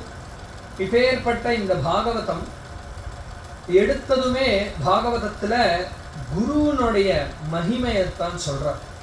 நாம என்ன வாழ்க்கையில முன்னேறினாலும், எந்த விதத்துல நாம முன்னேறினாலும் அதற்கு எல்லாத்துக்கும் நமக்கு குருதான் காரணம். குருதான், அவருடைய உபதேசத்தினாலதான் நாம் முன்னேறுறோம்.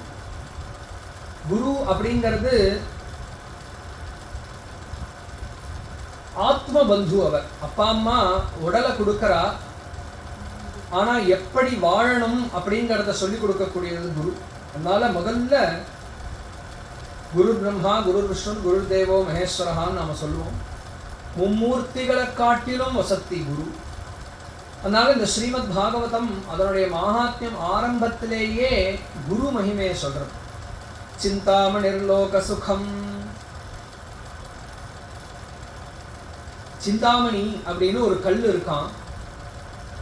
அந்த சிந்தாமணிங்கிற கல்லை வந்து நாம ஆபரணமாக பண்ணி போட்டுண்டோம் அப்படின்னு சொன்னா நாம் என்னென்ன நினைக்கிறோமோ அது எல்லாத்தையும் அது கொடுக்குமா. நாம் நமக்கு வந்து இத்தனை ரூபாய் வேணும் அப்படின்னு நினச்சோம்னா நமக்கு முன்னாடி அது இருக்குமா. இன்னென்ன ஆகாரம் வேணும்னு நினச்சோம்னா நமக்கு முன்னாடி வந்துடும். அப்படி ஒரு மணி உண்டான் சிந்தாமணி. அதே மாதிரி சுரத்ருஹு ஸ்வர்க சம்பதம், கல்பக விருட்சம். கல்பக விருட்சத்துக்கு கீழே உட்காந்து நாம் என்ன பிரார்த்திச்சாலும் கிடைக்கும். சிந்தாமணி லோக சுகம். சிந்தாமணியால் ஸ்வர்க சுகத்தை நமக்கு கொடுக்க முடியாது. உதாரணத்துக்கு சிந்தாமணியை வச்சுட்டு எனக்கு அமிர்தம் வேணும்னா கிடைக்காது. ஆனால் கற்பக விருட்சத்தினால தேவலோகத்து சௌக்கியத்தை கூட கொடுக்க முடியுமா. சுரத்ருஹு ஸ்வர்க சம்பதம். ஆனால் இந்த சிந்தாமணியை காட்டிலும் கற்பக விருட்சத்தை காட்டிலும் வசத்தியானது ஒன்று உண்டு அப்படின்னா அது குருதான் அப்படின்னு சொல்றார். ஏன் அப்படின்னு கேட்டா இந்த சிந்தாமணியிலையும் கற்பக விருட்சத்துலையும் ஒரு பிரச்சனை இருக்கு. என்ன அப்படின்னு கேட்டா கற்பக விருட்சத்துக்கு அடியில ஒருத்தன் உட்காண்டு ரொம்ப வெயிலா இருக்கு, எனக்கு வந்து யாராவது நடந்து வந்த சிரமமா இருக்கு, எனக்கு யாராவது கை காலை பிடிச்சி விட்டா தேவலைன்னு நினைச்சானா. உடனே 4 பேர் வந்தா கை கால் பிடிச்சி விட்டா அவனுக்கு. நல்ல மெத்தை இருந்தா தேவலைன்னு நினைச்சான். மெத்தை கிடைச்சது. தங்கத்திலேயே நமக்கு எல்லா உபகரணங்கள் ஆபரணங்கள் எல்லாம் கிடைக்கணும் அப்படின்னு நினைச்சான். நிறைய ஆபரணங்கள்லாம் வந்தது அவனுக்கு. இப்படியே தூங்கலான்னு கண்ணை மூடினா யாராவது நம்மளை அடிச்சுட்டு தூக்கிட்டு போயிட்டா இத்தனை ஆபரணத்தையும் அப்படின்னு நினைச்சான். உடனே 4 பேர் வந்தா நன்னா அடிச்சா எல்லாத்தையும் பிடிங்கிட்டு போயிட்டான். இப்போ இந்த சிந்தாமணியிலையோ கற்பக விருட்சத்திலேயோ நினைச்சதெல்லாம் நடக்கும் அப்படின்னா அதுல பெரிய பிரச்சனை இருக்கு. நடந்து போயிட்டே இருக்கேன், திடீர்னு தடிக்க விழுந்துட்டா என்ன பண்றதுன்னா விழுந்துருவான். அப்போ நடக்கணும், நினைச்சதெல்லாம் நடக்கணும், ஆனா நல்லது மட்டும் நடக்கணும். இது வந்து சிந்தாமணிக்கும் கற்பக விருட்சத்துக்கும் கிடையாது. அது மட்டும் இல்ல, நல்லது நடந்தா மட்டும் போராது, கெட்டது நடக்காம இருப்பது, கெட்ட எண்ணங்களே வராமல் இருப்பது. நம்ம கெட்டது நினைச்சோம் ஆனா நடக்காம இருக்கணுங்கிறது மட்டும் இல்ல, கெட்ட எண்ணங்களே வராமல் இருக்கணும் அப்படின்னு சொன்னா நல்ல குரு அமையணும். அப்பேற்பட்ட குரு இந்த வியாசர், இந்த பாகவதத்தை எழுதின வியாசர். அதனால சொல்றார் சிந்தாமணிர் லோக சுகம். மேலும் இந்த கற்பக விருட்சத்தினாலேயோ சிந்தாமணியினாலேயோ நான் இன்னைக்கு நேர சிவனை பார்க்கணும் அப்படின்னு நினைச்சான்னா பெருமாள் சிவன் வந்து நிற்க மாட்டார், பரமேஸ்வரன். ஆனா ஒரு குரு நினைச்சார் இந்த சீடனுக்கு இந்த சிஷ்யனுக்கு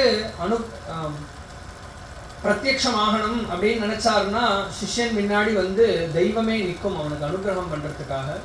அப்பேற்பட்டவர் குரு அப்படின்னு சொல்றார். அப்பேற்பட்ட குரு வைபவத்தோட ஆரம்பிக்கிறது இந்த ஸ்ரீமத் பாகவதம்.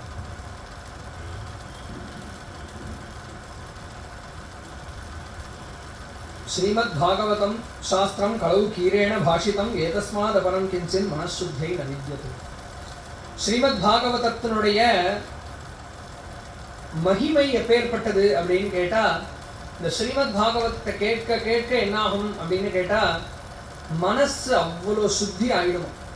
நம்ம நிறையா கோவில்களுக்கு போகிறோம், நிறையா நதிகளில் ஸ்நானம் பண்ணுறோம், நிறையா தர்ம காரியங்கள்லாம் பண்ணுறோம். ஆனால் அது எல்லாத்துக்கும் முக்கியமான பிரயோஜனம் என்ன அப்படின்னு கேட்டால் மனசு சுத்தமாகணும் அப்படிங்கிறதுக்காக தான். மனசில் காமக்ரோதங்கள், ஆசை, கோபம் முதலியவைகள், மனசில் கெட்ட எண்ணங்கள் எதுவும் இருக்கக்கூடாது. மனசு நல்ல விஷயங்கள்லேயே ஈடுபடணும், எல்லாரும் நன்னா இருக்கணுங்கிற எண்ணம் நமக்கு இருக்கணும். அதுதான் முக்கியமான பிரயோஜனம். இத்தனை தெய்வ வழிபாடுகளுக்கும் இத்தனை தர்மத்தினுடைய பிரயோஜனம். அதனால தான் சொல்றார், தர்மம் எது அதர்மம் அப்படின்னு தெரிஞ்சுக்கிறதுக்கு ஆத்ம துஷ்டி அப்படிங்கிறது ஒரு பிரமாணமா சொல்றோம். என்னன்னு கேட்டா, நல்ல காரியம் இது நாம செய்யறது நல்ல காரியம் அப்படின்னு நாம எதுலேருந்து தெரிஞ்சுக்கலாம்னு கேட்டா, நாம எந்த காரியம் செய்யும் பொழுது மனசு நிறைவு பெறறதோ, ஒருத்தருக்கு நாலு கஷ்டப்படக்கூடிய ஏழைக்கு நம்ம சாதம் போட்டோம், அவ சாப்பிட்டா அப்படின்னு சொன்னா, அவ சாப்பிட்றத கஷ்டப்படுறவா, ஆகாரத்துக்கு கஷ்டப்படுறவாளுக்கு நம்ம அன்னதானம் பண்ணும் பொழுது அவ சாப்பிட்றத பார்க்கறச்சே மனசுல ஒரு சாந்தி, ஒரு நிறைவு வருது இல்லையா? இதை வச்சு நீ தெரிஞ்சுக்கலாம் அது தர்மம் அப்படின்னு சொல்றார். அப்போ தர்மத்தினுடைய முக்கியமான பிரயோஜனமே நம்ம மனசு நிறைவு பெறது, மனசு சுத்தமாறுது அப்படிங்கிறது முக்கியமானது. அது சொல்றார் ஸ்ரீமத் ஏதஸ்மாத் அபரங்கிஞ்சின் மனசுத்தியை நவித்யத்தை. இந்த அப்படி மனசனுடைய சுத்தி அப்படிங்கிறதுக்கு ஸ்ரீமத் பாகவதத்தை காட்டிலும் ஒரு சிறந்தது ஒண்ணு கிடையாது. ஸ்ரீமத் பாகவதத்தினால மனசு பரம பவித்திரமாகும். இந்த சரித்திரங்கள்லாம் கேட்க கேட்க கொஞ்சம் கொஞ்சமா நமக்கே தெரியாம மனசு வந்து நம்மளே இத கேட்டுண்டே இருந்தோம் அப்படின்னு சொன்னா என்ன ஆகும் அப்படின்னு கேட்டா, அவரவர் மனசனுடைய பக்குவத்தை பொறுத்து சில பேருக்கு ஒரு பாகவதமே போதுமானதாக இருக்கும், சில பேருக்கு தொடர்ந்து கேட்க வேண்டி இருக்கும். ஆனா விடாம நம்ம அதை கேட்க கேட்க என்ன ஆகும்னு கேட்டா, 1 வருஷம் 2 வருஷம் ஆனதுக்கு அப்புறமா முன்னெல்லாம் நாம எதுக்கெடுத்தாலும் படப்படன்னு கோவப்படுறது, மனசுல எதுக்கெடுத்தாலும் தப்பான எண்ணங்கள், ஒரு வேகம், ஒரு படபடப்பு, இதெல்லாம் நாமே வந்து கவனிச்சோம்னா அதெல்லாம் கொஞ்சம் கொஞ்சமா குறைய ஆரம்பிச்சு. அப்பேற்பட்ட ஒரு வைபவம் இந்த சரித்திரங்களுக்கு உண்டு. இந்த சரித்திரம் நமக்கே தெரியாம மனசுல வந்து அந்த ஒரு சாந்தியை ஏற்படுத்தும். அதை சொல்ற ஜன்மாந்தரே பவேத் புண்ணியம் ததா பாகவதம் லபி. நிறைய புண்ணியம் பண்ணியிருக்கிறதுனாலதான் நமக்கு சத் சங்கம் கிடைக்கிறது. அதுலயும் இந்த ஸ்ரீமத் பாகவதம் நமக்கு சொல்றதுக்கும் சரி கேட்கறதுக்கும் சரி நிறைய புண்ணியம் பண்ணியிருக்கிறதுனால கிடைக்கிறது அப்படின்னு சொல்றார். பரீட்சித்துக்கு சுகாச்சாரியால் பாகவதம் சொல்லும் பொழுது சுதா கும்பம், ஒரு பெரிய கும்பம் பூரா, ஒரு கலசம் பூரா அமிர்தத்தை எடுத்துட்டு தேவர்கள்லாம் வந்தாங்க. வந்து பரீட்சித்துக்கிட்ட சொன்னா, இந்த பாகவதத்தை நாங்க கேட்கிறோம், எங்களுக்கு சொல்ல சொல்லி சுகாச்சாரியால்கிட்ட ரெக்கமெண்ட் பண்ணுங்கள் அப்படின்னு கேட்டார். யாருக்குமே வந்து சுகர் வந்து அது வரைக்கும் பாகவதம் சொல்லலை. பரீட்சித்துக்கு பாகவதம் சொல்ற வரைக்கும் உலகத்துல யாருக்குமே பாகவதம் தெரியாது. வியாசர் எழுதினார், சுகருக்கு, தன்னுடைய மகனான சுகருக்கு சொல்லி கொடுத்தார். அதை கேட்கணும்னு ஆசைப்பட்ட தேவர்கள் பரீட்சித்துக்கு அதிலிருந்து 7வது நாள் தக்ஷகன் தீண்டி மரணம்னு சாபம் இருக்கு, இந்த அமிர்தத்தை சாப்பிடு, நீ இன்னும் நிறைய நாள் வாழலாம், ஆனா அந்த பாகவதத்தை எங்களுக்கு சொல்ல சொல்லு அப்படின்னு கேட்கிறார். பரீட்சித்து மந்தஹாசம் பண்ணானா, ஒரு சிரிப்பு சிரிச்சானா. சிரிச்சுட்டு, எனக்கு இந்த நான் முக்தி அடையறதுக்கு இந்த 7 நாட்களே போதுமானது, இந்த பாகவதத்தை வச்சுட்டு நான் இந்த 7 நாட்கள்லயே முக்தி அடைஞ்சிருவேன், இதற்கப்புறமும் நான் வாழ்ந்து ஆக வேண்டியது ஒண்ணும் இல்லை அப்படின்னு அவன் சொல்லி தேவர்களை நிராகரித்தான் அப்படின்னு சொல்றார். பரீட்சித்தே கதாம் வக்தும் சபாயாம் சம்ஸ்திதே சுகே. சுகாச்சாரியாலும் சந்தோஷப்பட்டான். இப்பேற்பட்ட கதை கேட்கிறவன் இருக்கணும்.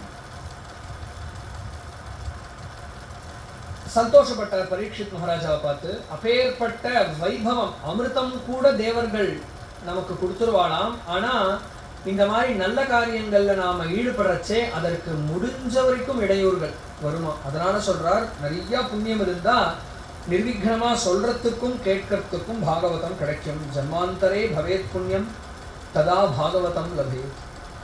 ஸ்ரீமத் பாகவதி வார்த்தா சுராணாமபி துர்லபா. தேவர்களுக்கு கூட கிடைக்காதாம் கேட்க.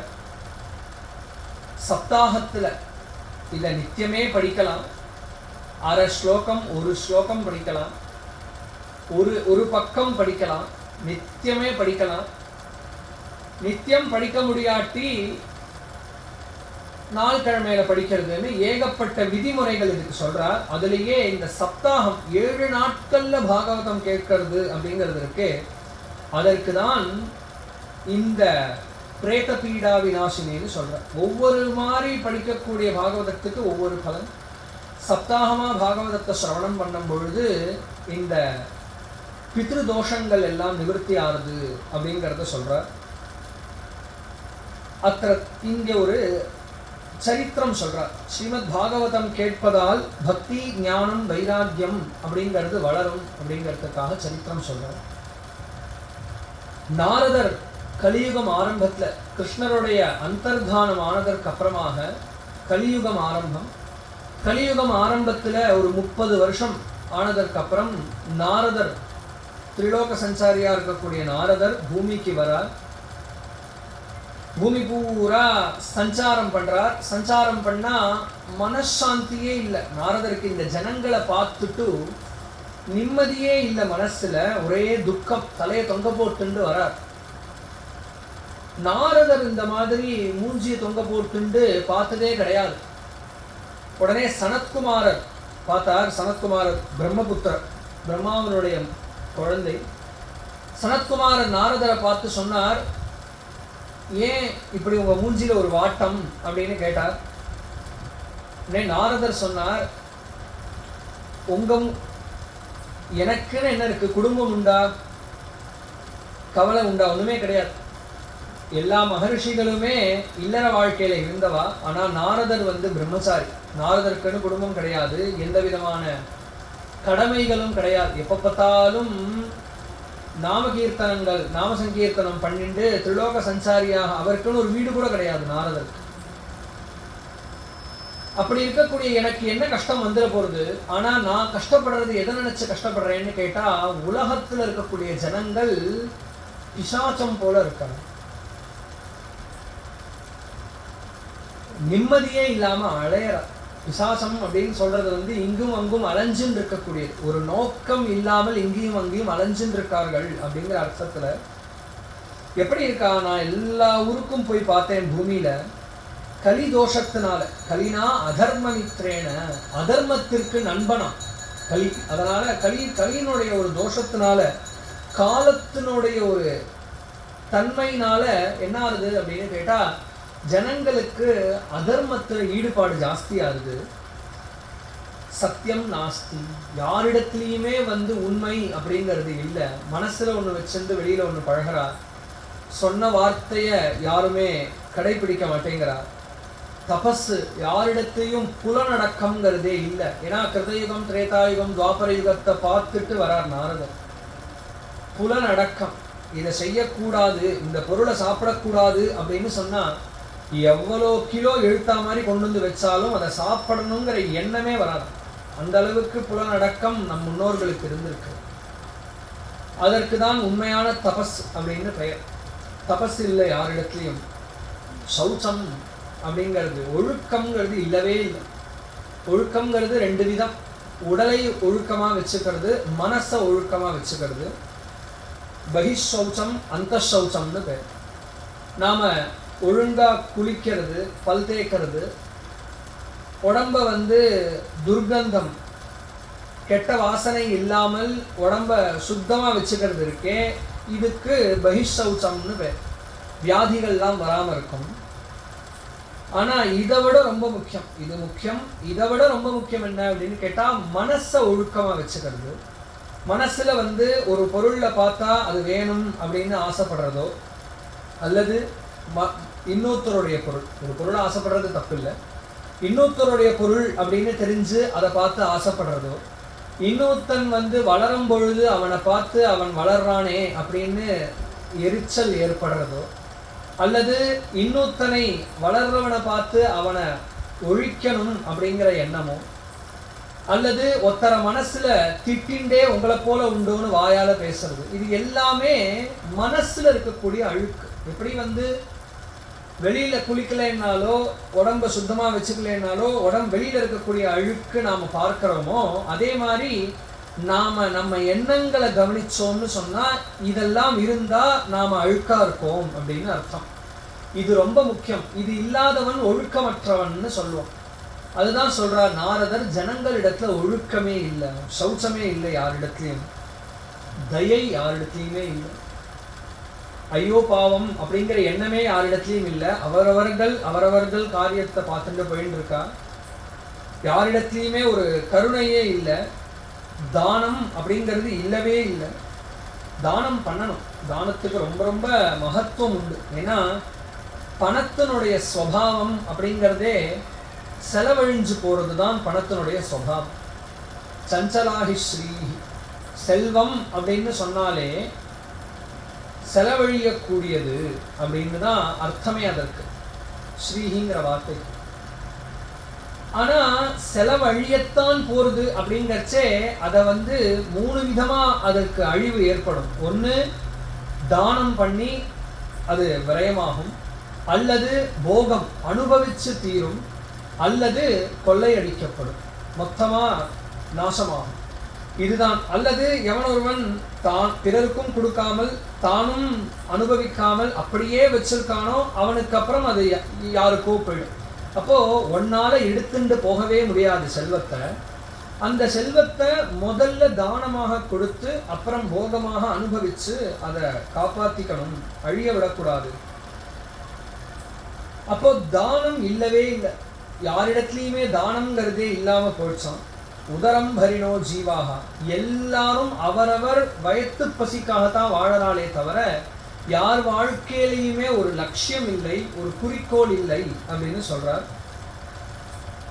கூட்ட பாஷினா வராக்கா, கூட்ட பாஷினா கூட்டம் கூட்டமா சேர்ந்து ஏதோ வம்பு பேசுறான். இவன் அப்படி பண்ணிட்டான், அவன் இப்படி பண்ணிட்டான், இவன் இப்படிப்பட்டவன், அவன் அப்படிப்பட்டவன்னு இன்னொருத்தரை பத்தி தோஷம் சொல்றா. இன்னொருத்தர் இவன் அப்படி அவன் அப்படின்னு குறை சொல்றாளே தவிர யாருமே ஒரு நல்ல விஷயம் பேசினோம், உபயோகமான விஷயங்கள் பேசினோம்னே இல்லையா. இருக்கிற கூட்டங்கள்ல எல்லாம் வம்பு தான் இருக்கும், தேவையில்லாத பொருளி. பராகா கூட்ட பாஷினா மந்தாக, ரொம்ப ரொம்ப சோம்பேறிகளாக இருக்கா ஜனங்கள் தான் சோம்பேறிகளாக இருக்கா. அவருடைய எந்த கடமையும் பண்ண மாட்டேங்கிறார். காலமே எழுந்து வாச தெளிக்கணும், கோலம் போடணும், விளக்கேற்றணும், என்ன இதிலெல்லாம் என்ன சிரமம் இருக்கு? ரொம்ப சின்ன சின்ன தர்மங்கள் தான். ஆனா இதை கூட பண்ண மாட்டேங்கிறா, அவ்வளோ சோம்பேறிகளாக இருக்கா. சுமந்த மதையாக, செயல்தான் அப்படி இருக்கான்னு கேட்டா புத்தியும் மந்தமா இருக்கு. ஒரு விஷயத்த சொன்னா உடனடியா அதை புரிஞ்சுக்கிறதுன்னு இருக்க மாட்டேங்கிறது. ஒரு விஷயத்த சொன்னா அதுபடி நடக்கிறது அப்படின்னும் வரமாட்டேங்கிறது, டிசிப்ளின் வரமாட்டேங்கிறது. ஸோ புத்தியுமே மந்தமாக இருக்கு. அதுதான் அப்படியான்னு கேட்டா மந்த பாக்யாக, யாருக்கும் பாக்கியமும் குறைவா இருக்கு. நல்ல காரியத்துல ஈடுபடணுங்கிற எண்ணமும் வரமாட்டேங்கிறது. அப்படியே எண்ணம் வந்தது அப்படின்னு சொன்னாலும் அவளுக்கு அந்த வாய்ப்பு கிடைக்க மாட்டேங்கிறது, பாக்கியம் இல்லாம போயிடுறது. அப்படியே பாக்கியம் ஒருத்தனுக்கு கிடைச்சிருக்குன்னு சொன்னா உபத்ருதாக, திடீர்னு ஒரு ஃபோன் கால் வருது, எழுந்து போற மாதிரி ஆயிடும், திடீர்னு ஒரு நிர்பந்தம், அப்படி ஏதோ ஒரு இடையூறு, இந்த உபதிரவங்கிறது வந்துடுறதுன்னு சொல்றாங்க. அப்போ யாராலையுமே ஒரு தார்மீகமான வாழ்க்கையை வாழ முடியவில்லை.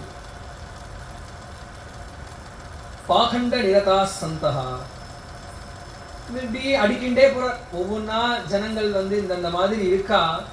இவாள் இப்படியே போயிட்டு இருந்தான்னு சொன்னா யாருக்குமே மன நிறைவு, மன நிம்மதிங்கிறதே இருக்காது. இப்போ ஒரு பக்தி, வழிபாடு, தர்மங்கள் இது மட்டும்தான் கொடுக்கும் மனசாந்தியை. நாம எவ்வளோ வேணா முன்னேறலாம். ஆனா இந்த முன்னேற்றம் நம் வாழ்க்கையை மேம்படுத்துமே தவிர நம் மனசு, நம் நிம்மதி அப்படிங்கிறது எல்லாத்தையும் நம்மளுடைய ஆன்மீகம் மட்டும்தான் பூர்த்தி பண்ணும். எப்பேற்பட்டவனா இருந்தாலும் மனசாந்திங்கிறத விலை கொடுத்து வாங்க முடியாது, மன நிறைவுங்கிறது வராது. அப்ப அது எதுலேருந்து வரும் அப்படின்னா, நம்மள்கிட்ட 10 ரூபா இருந்தாலும் அதை ஒருத்தனுக்கு இல்லாதவனுக்கு கொடுத்து அவன் அதை அனுபவிக்கிறச்சே பார்க்கறதுல இருக்கே, இது இந்த தானம்ங்கிற தர்மத்திலேருந்து வருது.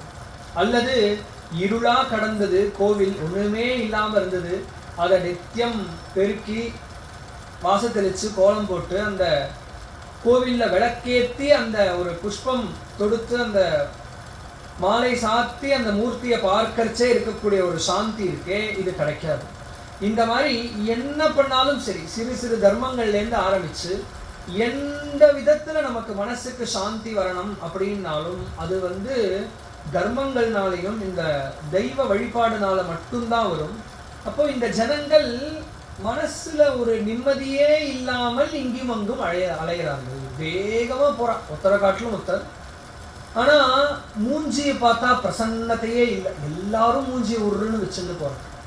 அப்போ சாந்தி, மனசுல ஒரு தெளிவு, அவனை பார்த்தாலே பிரசன்னமா. ஒரு குழந்தைய நாம பார்க்கிறோம், எல்லாருக்கும் இருக்கிற அனுபவம்.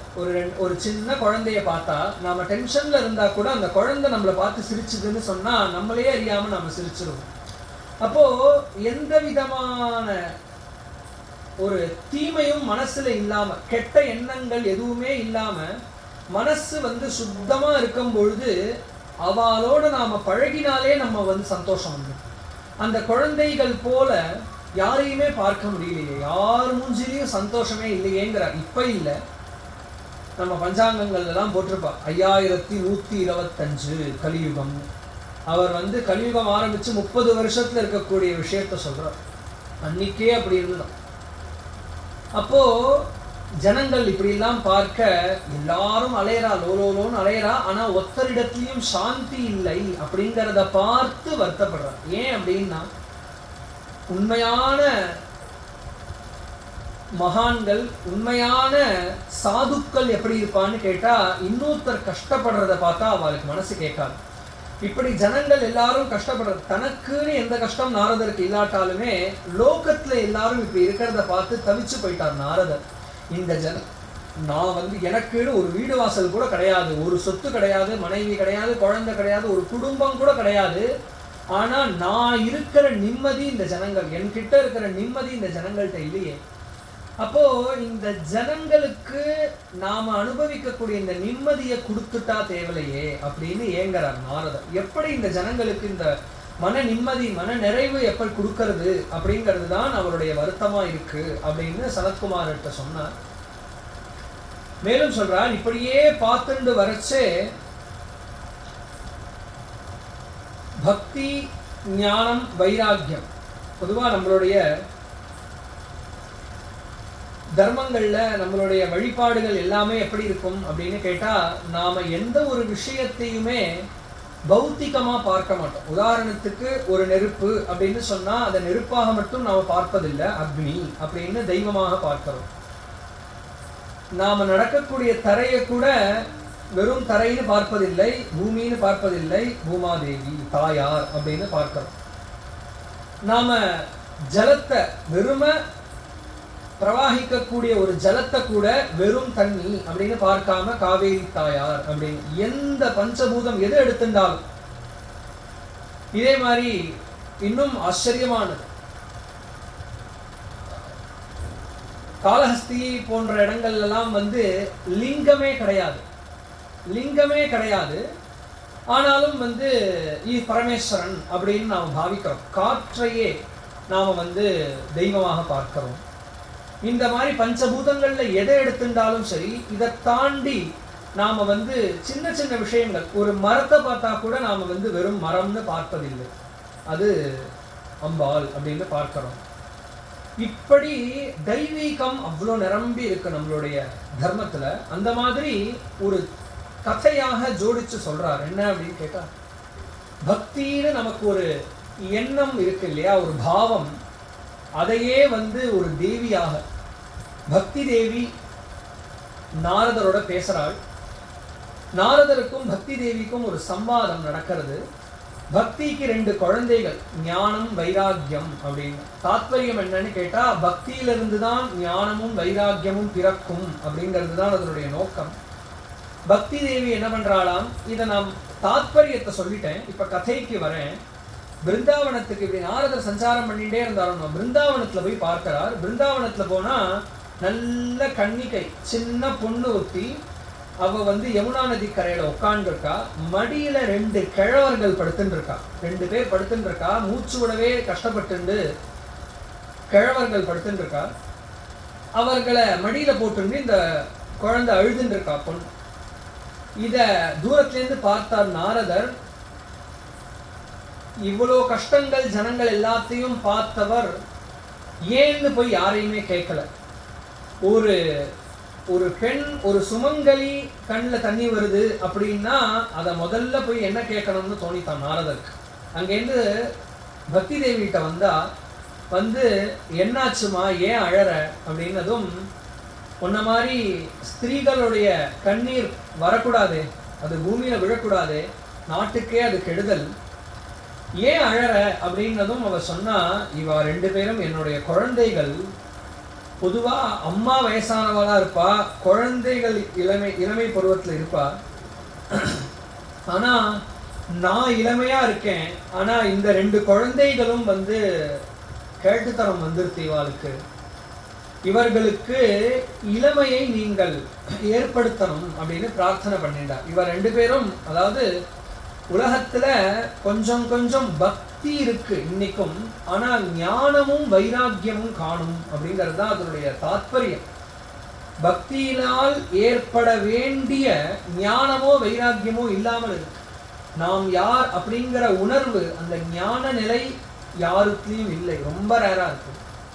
அதே மாதிரி சௌக்கியமா இருக்கா, அதாவது அவாவா இந்த லோக விஷயத்துல என்னென்ன வாழ்க்கையில வாழறாளோ இதுவே நிம்மதி, இதுவே சந்தோஷம் அப்படின்னு நினைச்சுட்டு வாழ்ந்துட்டு இருக்கா. எல்லாரும் சௌக்கியமா இருக்க வேண்டியதுதான், அதை நினைச்சு பொறாமை இல்லை. ஆனா இந்த சௌக்கியம் எத்தனை நாளைக்கு அப்படிங்கறத யோசிக்கணும் இல்லையா? நாம எல்லாருமே யார புத்திசாலின்னு நினைக்கிறோம், இப்ப என்ன நடக்கும் அப்படிங்கிறத விட நாளைக்கு என்ன நடக்கும் அப்படின்னு யோசிச்சு அவன் செயல்படுறானோ அவனை தானே புத்திசாலின்னு சொல்றோம். இப்போ ஒரு குழந்தை இருக்கு, குழந்தை படிக்கலைன்னா நாம் ஏன் திட்டுறோம், அதட்டுறோம்? இந்த குழந்தை இன்னைக்கு படிக்கலைன்னு சொன்னா வாழ்க்கையில பின்னாடி கஷ்டப்படுவான் அப்படிங்கிறதுக்காகத்தானே. அப்ப படிக்காத குழந்தையை முட்டாள் அப்படின்னும், படிக்க கஷ்டப்பட்டு சந்தோஷமா விளையாடாம கஷ்டப்பட்டு படிக்கக்கூடிய குழந்தைய நல்ல குழந்தைன்னு நாம ஏன் சொல்றோம் அப்படின்னு கேட்டா, அவனோ சந்தோஷமா இருக்கான், இவனோ கஷ்டப்படுறான். கஷ்டப்படுறவனை பார்த்து ஏன் நல்லவன் அப்படின்னு சொல்றோன்னு கேட்டா, அவன் நாளைக்காக இன்னைக்கு கஷ்டப்படுறான். அப்போ அவனை காட்டிலும் இவன் தீர்க்கதரிசியா இருக்கான். இன்னைக்கு இந்த க்ஷணம் வாழ்ந்தா போதும் அப்படின்னு நினைச்சா நாளைக்கு ஒரு சிரமம் வந்தா என்ன பண்றது அப்படிங்கிற யோசனையே இல்லாதவனுக்கு புத்தி இருந்து என்ன பிரயோஜனம்? அப்போ நாம எல்லா விஷயத்திலையும் எப்படி யோசிக்கிறோம், நாளை எப்படி இருக்கணும் அப்படிங்கிறத யோசிச்சே தான் நாம இன்னைக்கு வாழறோம். அந்த மாதிரி வாழும் பொழுது 10 வருஷத்துக்கு அப்புறம் என்ன நடக்கும் அப்படிங்கிறத யோசிச்சு இன்னைக்கு வாழும் பொழுது, இந்த 100 வருஷத்துக்கு அப்புறம் என்ன நடக்கும் அப்படிங்கிறத யோசிக்காதவனை எப்படி வந்து அவன் சந்தோஷமா இருக்கான்னு சொல்ல முடியும்? அவன் சரியா வாழறான்னு எப்படி சொல்ல முடியும்? எல்லாரும் சௌக்கியமா இருக்கான்னா இருக்கா, எத்தனை நாளைக்கு இந்த சௌக்கியம் நீடிக்கும்? அதனால தான் ஒரு குழந்தை விஷயத்துல நாம பார்க்கும் பொழுது, இந்த குழந்தை விளையாடினா என்ன தப்புன்னு ஏன் சொல்ல மாட்டேங்கிறோம்? படிக்கணும், விளையாடுற நேரம் கம்மியா இருக்கணும், படிக்கணும்னு ஏன் சொல்றோம்னு கேட்டா, இப்படியே எத்தனை நாளைக்கு விளையாட முடியும்? 10 வருஷம் ஆச்சுன்னா கல்யாணம் பண்ணிக்க வேண்டியதாக போயிடும். விளையாடிட்டே இருந்தான்னா எப்படி அவன் கல்யாணம் பண்ணிப்பான், எப்படி வாழ்வான்? அப்போ நீ சௌக்கியமா இருக்கேன், நிம்மதியா இருக்கேன் அப்படின்னா, நிம்மதின்னு சொல்றது வந்து தாத்காலிகமான சந்தோஷத்துல சொல்றோம். ஒரு வீடு வாங்கிட்டேன், ஒரு கார் வாங்கிட்டேன், சௌக்கியமா இருக்கேன்னு நீ நினைச்சிட்ட அப்படின்னு சொன்னா, எத்தனை நாளைக்கு உன்னால இந்த வீட்டுல இருக்க முடியும்? எத்தனை நாளைக்கு இந்த கார்ல உன்னால பிரயாணம் பண்ண முடியும்? அப்போ என்னைக்காவது ஒரு நாள் மரணம்ங்கிறது ஏற்படத்தானே போதும். அந்த மரணத்திற்கு அப்புறம் நீ என்னவாய் அப்படிங்கிறத யோசிக்காம நீ இங்க வாழ்ந்தேன்னு சொன்னா அது எப்படி நிறைவான ஒரு வாழ்வாக இருக்க முடியும்? அப்போ நீ உண்மையாக சந்தோஷமா இல்லை. எவன் ஒருவன் தாத்காலிகமான இன்னைக்கு கிடைக்கக்கூடிய சந்தோஷத்தை குறைச்சுண்டு நாளைக்கு சந்தோஷமா இருக்கணும்னு வாழறானோ அவனைத்தானே புத்திசாலின்னு சொல்றோம் நாம. அப்படி இருக்கும் பொழுது இந்த ஜென்மத்துல நான் நன்னா வாழ்ந்தா போதும்னு ஒருத்தன் நினைச்சுண்டு புண்ணியம் பண்ணாமல் பாபங்களையே பண்ணிண்டு வாழ்ந்தான்னு சொன்னா அடுத்த ஜென்மத்துல அவன் கஷ்டப்படுறான் அப்படிங்கிறச்சே அவனை வந்து எப்படி அவன் ஒழுங்கா வாழறான்னு சொல்ல முடியும்? அப்போ இந்த ஞானம் வைராக்கியம், ஞானத்தை சொல்லிட்டோம், வைராக்கியம் லோக விஷயத்துல வந்து ஒரு அளவுல நிறுத்திக்க வேண்டி இருக்கு. நமக்கு வந்து அடிப்படையான வசதிகள் என்ன வந்துருத்தோ அதற்கப்புறம் நம்மளுடைய நோக்கத்தையும் நம்மளுடைய லட்சியத்தையும் தர்மத்தை நோக்கி திருப்பலேன்னு சொன்னா இன்னைக்கு நாம வாழ்ந்துட்டு இருக்கோமே தவிர நாளைக்கு என்ன ஆகும் அப்படிங்கிறது கேள்விக்குறியா போயிடும். அப்போ அது எப்ப ஏற்படும்னு கேட்டா வைராக்கியத்தினால தான். இது போதும் அப்படிங்கிற எண்ணம் என்னைக்கு வருதோ அப்பதான் நாம அடுத்ததை பத்தியே யோசிப்போம். இதுவே நன்னா இருக்கு நன்னா இருக்கு நன்னா இருக்குன்னு அசை போட்டு இருந்தோம்னா இந்த வாழ்க்கை முடிஞ்சு போயிடும். அப்புறம் என்ன என்ன ஆகணும் அப்படிங்கிறத நீ இங்க தீர்மானம் பண்ணாதான் உண்டு. அப்புறம் உன்னால ஒன்றும் பண்ண முடியாது. அப்போ இந்த ஞானத்தினுடைய தேவையும் வைராக்கியத்தினுடைய தேவையும் ரொம்ப முக்கியமானது. அது ஆனா உலகத்துல யாரிடத்தையும் பார்க்க முடியல. எல்லாரும் பெரும்பாலும் வந்து க்ஷேத்திர மகிமையினால சொன்னோம் இல்லையா, காவேரி ஜலத்தினுடைய சம்பந்தம் இருந்தாலே பக்தி வரும் அப்படின்னு. அதனாலேயோ என்னமோ பக்தர்களை பார்க்க முடியறது, ஆனா விரக்தர்களையும் ஞானிகளையும் பார்க்க முடியல.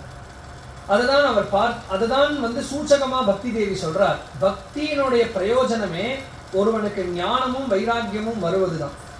அப்போ பக்தி இருக்கு ஞானமும் வைராக்கியமும் இல்லை அப்படின்னு சொன்னா அது லோகத்துக்கு தீங்கு அப்படின்னு. இன்னொரு விஷயம் யோசிக்கலாம், வெறும் பக்தியே போதுமானதாச்சே, ஞானமும் வைராக்கியமும் ஏன் தேவை அப்படின்னு சொன்னா, வெறும் பக்தி மட்டும் போதும் அப்படின்னு விட்டோம்னா அது வியாபாரமா போயிடும்.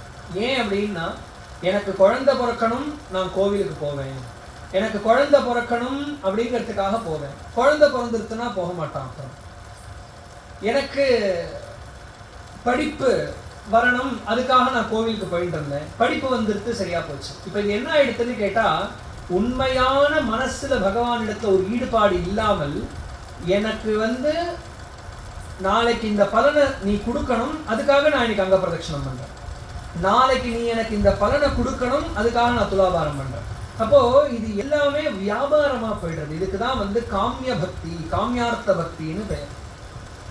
ஒரு சிரமம் போகணும் அப்படிங்கிறதுக்காகவோ ஒரு பொருள் அடையணும் அப்படிங்கிறதுக்காகவோ பண்றதெல்லாம் வந்து இது மட்டம் இல்லை, வசதி தான். இருந்தாலும் இதனால வரக்கூடிய சிரமம் என்னன்னு சொன்னா, நம்மளுடைய பக்தி தற்காலிகமா இருக்குமே தவிர நிரந்தரமான பக்தியாக இருக்காது. நிரந்தரமான பக்தி இல்லைன்னு சொன்னா இவன் முக்தி அடைய முடியாது. அப்போ பக்திக்கு ஞானமும் வைராக்கியமும் அவசியம் தேவைப்படுறது. அது இருக்கிறவனால மட்டும்தான் ஒரு எதிர்பார்ப்பு இல்லாமல், நான் கோவிலுக்கு போனேன் எனக்கு பிள்ளையார் என்ன கொடுப்பார், நான் தேங்காய் உடைச்சா எனக்கு பிள்ளையார் என்ன கிடைக்கும், எனக்கு என்ன கிடைக்கும், நான் கொழக்கட்டை நைவேத்தியம் பண்ணா எனக்கு என்ன கிடைக்குங்கிற எண்ணம் இல்லாமல், என்னுடைய கடமை நான் வந்து தீபம் ஏற்றணும் கோவில்ல, என்னுடைய மனசுக்கு சந்தோஷமா இருக்கு. அப்படி இவ்வளோ கூட்டத்துல போய் இப்படி நெரிசல்ல போய் 1 மணி நேரம் அங்க நின்றுட்டு பார்க்கறதுல, அதுவும் ஒரு க்ஷணம் அதுக்கு மேல பார்க்க முடியல, திரும்பி திரும்பி மாசம் அதே இடத்துல போய் நிக்கிற, உனக்கோ தெரியாது ஒரு க்ஷணத்துக்கு மேல அங்க நிக்க முடியாது, 1 மணி நேரம் நெரிசல்ல நிக்கணும்னு. இவ்வளவு கஷ்டம் ஏன் படுற அப்படின்னு கேட்டா, அதனுடைய நோக்கம் எனக்கு குழந்தை பிறக்கணுங்கிறதுக்காக இருக்கக்கூடாது, எனக்கு அந்த ஒரு க்ஷணம் பார்க்கறச்சே வர மன நிறைவு எனக்கு வேண்டிருக்கு, அதுக்காக நான் போறேன் அப்படின்னு இருக்கணும். நீ அந்த மாதிரி போய் நின்றுட்டேன்னா உனக்கு வேணுங்கிறத தானா பண்ணிடுவான் சுவாமி. ஆனா உன்னுடைய நோக்கம் வந்து மனசாந்திக்காக இருக்கணுமே தவிர ஒரு பொருள் கிடைக்கணுங்கிறதுக்காக இருக்கக்கூடாதுங்கிறது தான் இந்த ஞானம் வைராக்கியத்தினுடைய தேவை. அப்போ ஒரு பக்தனாக இருப்பவன் ஞான வைராக்கியத்தோடு இருக்கணும். அப்பதான் அவனால வந்து இது வேணும் அது வேணுங்கிற எதிர்பார்ப்பு இல்லாம தெய்வத்துக்கிட்ட போய் நிற்க முடியும். அதனால பக்தி தேவி சொன்னா இந்த ஞானமும் வைராக்கியமும் எழுந்துக்கணும் அப்படின்னு. நாரதர் உடனே சனத்குமார்கிட்ட இதையும் சொன்னார். அந்த மாதிரி பக்தி தேவி கஷ்டப்படுறா, எல்லா ஜனங்களுக்கும் ஞானமும் வைராக்கியமும் வரணும், அதற்கு ஏதாவது உபாயம் உண்டான்னு கேட்டார். உடனே சனத்குமாரர் சொன்னார், நீ பட்ட அத்தனை கஷ்டங்களுக்கும் விதவிதமான ஜனங்களை பார்த்திருப்ப, விதவிதமான பிரச்சனைகள் பார்த்திருப்ப, எல்லாத்துக்கும் ஒரே சொல்யூஷன் அப்படின்னு சொன்னா நம்ம வந்து பாகவத சப்தாகத்தை பண்ணு அப்படின்னு சொல்றோம். ஏன் அப்படின்னு சொன்னா, மன நிறைவு அப்படிங்கிறது தான் இது எல்லாத்துக்கும், மனசுல இருக்கக்கூடிய திருப்தி அப்படிங்கிறது தான் இது எல்லாத்துக்கும், எல்லா பிரச்சனைகளுக்கும் இருக்கக்கூடிய அடிப்படை. ஒரு போதும் அப்படிங்கிற நிறைவு வந்துருக்குன்னா யாரும் எதற்காகவும் அலைய போவதில்லை, ஆசைப்பட போறதில்லை. அதே மாதிரி எல்லாருமே நம்மவர்கள் அப்படிங்கிற எண்ணம் வந்துருக்குன்னு சொன்னா யாரும் யாரிடத்துலையும் சண்டை போட போறதில்லை. அப்போ மனசுல உயர்ந்த தன்மைகளை கொடுத்துட்டோம் அப்படின்னு சொன்னா எல்லாருமே வந்து தார்மிகர்களாக ஆயிடுவா, மனசுல சாந்தி ஏற்படும் அப்படின்னு சொல்லி பாகவத சப்தாகம் பண்ண சொல்றார். ஹரித்வாரம்னு சொல்லக்கூடிய இடத்துல கங்கக்கரையில் பக்தி தேவிக்காக பாகவத சப்தாகம் பண்றார். சனத்குமாரர் சொல்றார், நாரதர் கேட்கிறார். இது ஆச்சரியம் என்ன அப்படின்னு சொன்னா, நம்மளுடைய இந்து தர்மத்துல பிரச்சாரத்தை விட கடைபிடிக்கிறதுக்கு தான் முக்கியத்துவம். நம்மளுடைய தர்மங்கள் எதுவுமே பிரச்சாரம் பண்ணு அப்படின்னு சொல்லவே சொல்லாது. நீ அதுபடி வாழு அப்படின்னு சொல்ல. நீ 10 பேருக்கு அந்த தர்மத்தை சொல்லணும் இல்லைங்கல, ஆனா அந்த தர்மத்தை சொல்றதுக்கு முன்னாடி நீ ஒருவனாச்சும் அந்த தர்மப்படி வாழணும். ஸோ நம்ம தர்மங்கள் வாழ்முறையில இருக்கிறது ரொம்ப முக்கியம். அந்த மாதிரி ஒரு பாகவதம் அப்படின்னு சொன்னா எவ்வளோ முடியுமோ அவ்வளோ கூட்டம் ஜாஸ்தியா இருந்தா அது பெரிய பாகவதம், கூட்டம் கம்மியா இருந்தா அது சின்ன பாகவதம்ங்கிறது கிடையாது. சொல்றார் சனத்குமாரர் ஒத்தர் சொல்றார், நாரதர் ஒத்தர் கேட்கிறார். ஒரு வக்தா ஒரு ஸ்ரோதா. ஒத்தர் கேட்கறானா எத்தனை பேர் கேட்கறாங்கிறத விட ஒத்தர் கேட்டாலும் அந்த ஒத்தருக்கு பயனுள்ளதாக இருக்கா அப்படிங்கிறதுல தான் தாத்பரியம். அப்படி ஒரு பாகவதம் கங்கக்கரையில எல்லா ஜனங்களும் வந்துட்டு போயிட்டு இருக்கிற இடத்துல ஒருத்தர் சொல்றார், ஒருத்தர் கேட்கிறார். ஆனா இந்த பாகவதம் பூர்த்தி ஆனதுக்கு அப்புறம் என்னாச்சு அப்படின்னு கேட்டா, அந்த பூர்த்தி ஆகிறதுக்குள்ள கொஞ்சம் கொஞ்சமா கூட்டம், ஏராளமான கூட்டம், எல்லா தேவதைகளும் வந்துட்டாலும். ஏன்னா பரீட்சித்துக்கு சுகாச்சாரியால் பாகவதம் சொல்லும் பொழுது எல்லாருக்கும் கேட்க கிடைக்கல. இப்போ சனத்குமார் சொல்றார் நாரதருக்கு, எல்லாரும் வந்தா அதை கேட்டதற்கு அப்புறமா அங்க என்னாச்சு அப்படின்னு சொன்னா, பொதுவாகவே நம்மளுடைய புராணங்கள்ல உண்டு, யதா விரக்ஷஸ்ய சம்புஷ்பிதஸ்ய தூராத் கந்தோவாதி. பாக்யசாலிகள் யார் இருக்காளோ அவளுக்கு இந்த மாதிரி நடக்கிறது அப்படிங்கிறது தெரியாட்டி கூட ஏதோ ஒரு காரணத்துக்காக அங்க போகணும் வந்திருப்பா.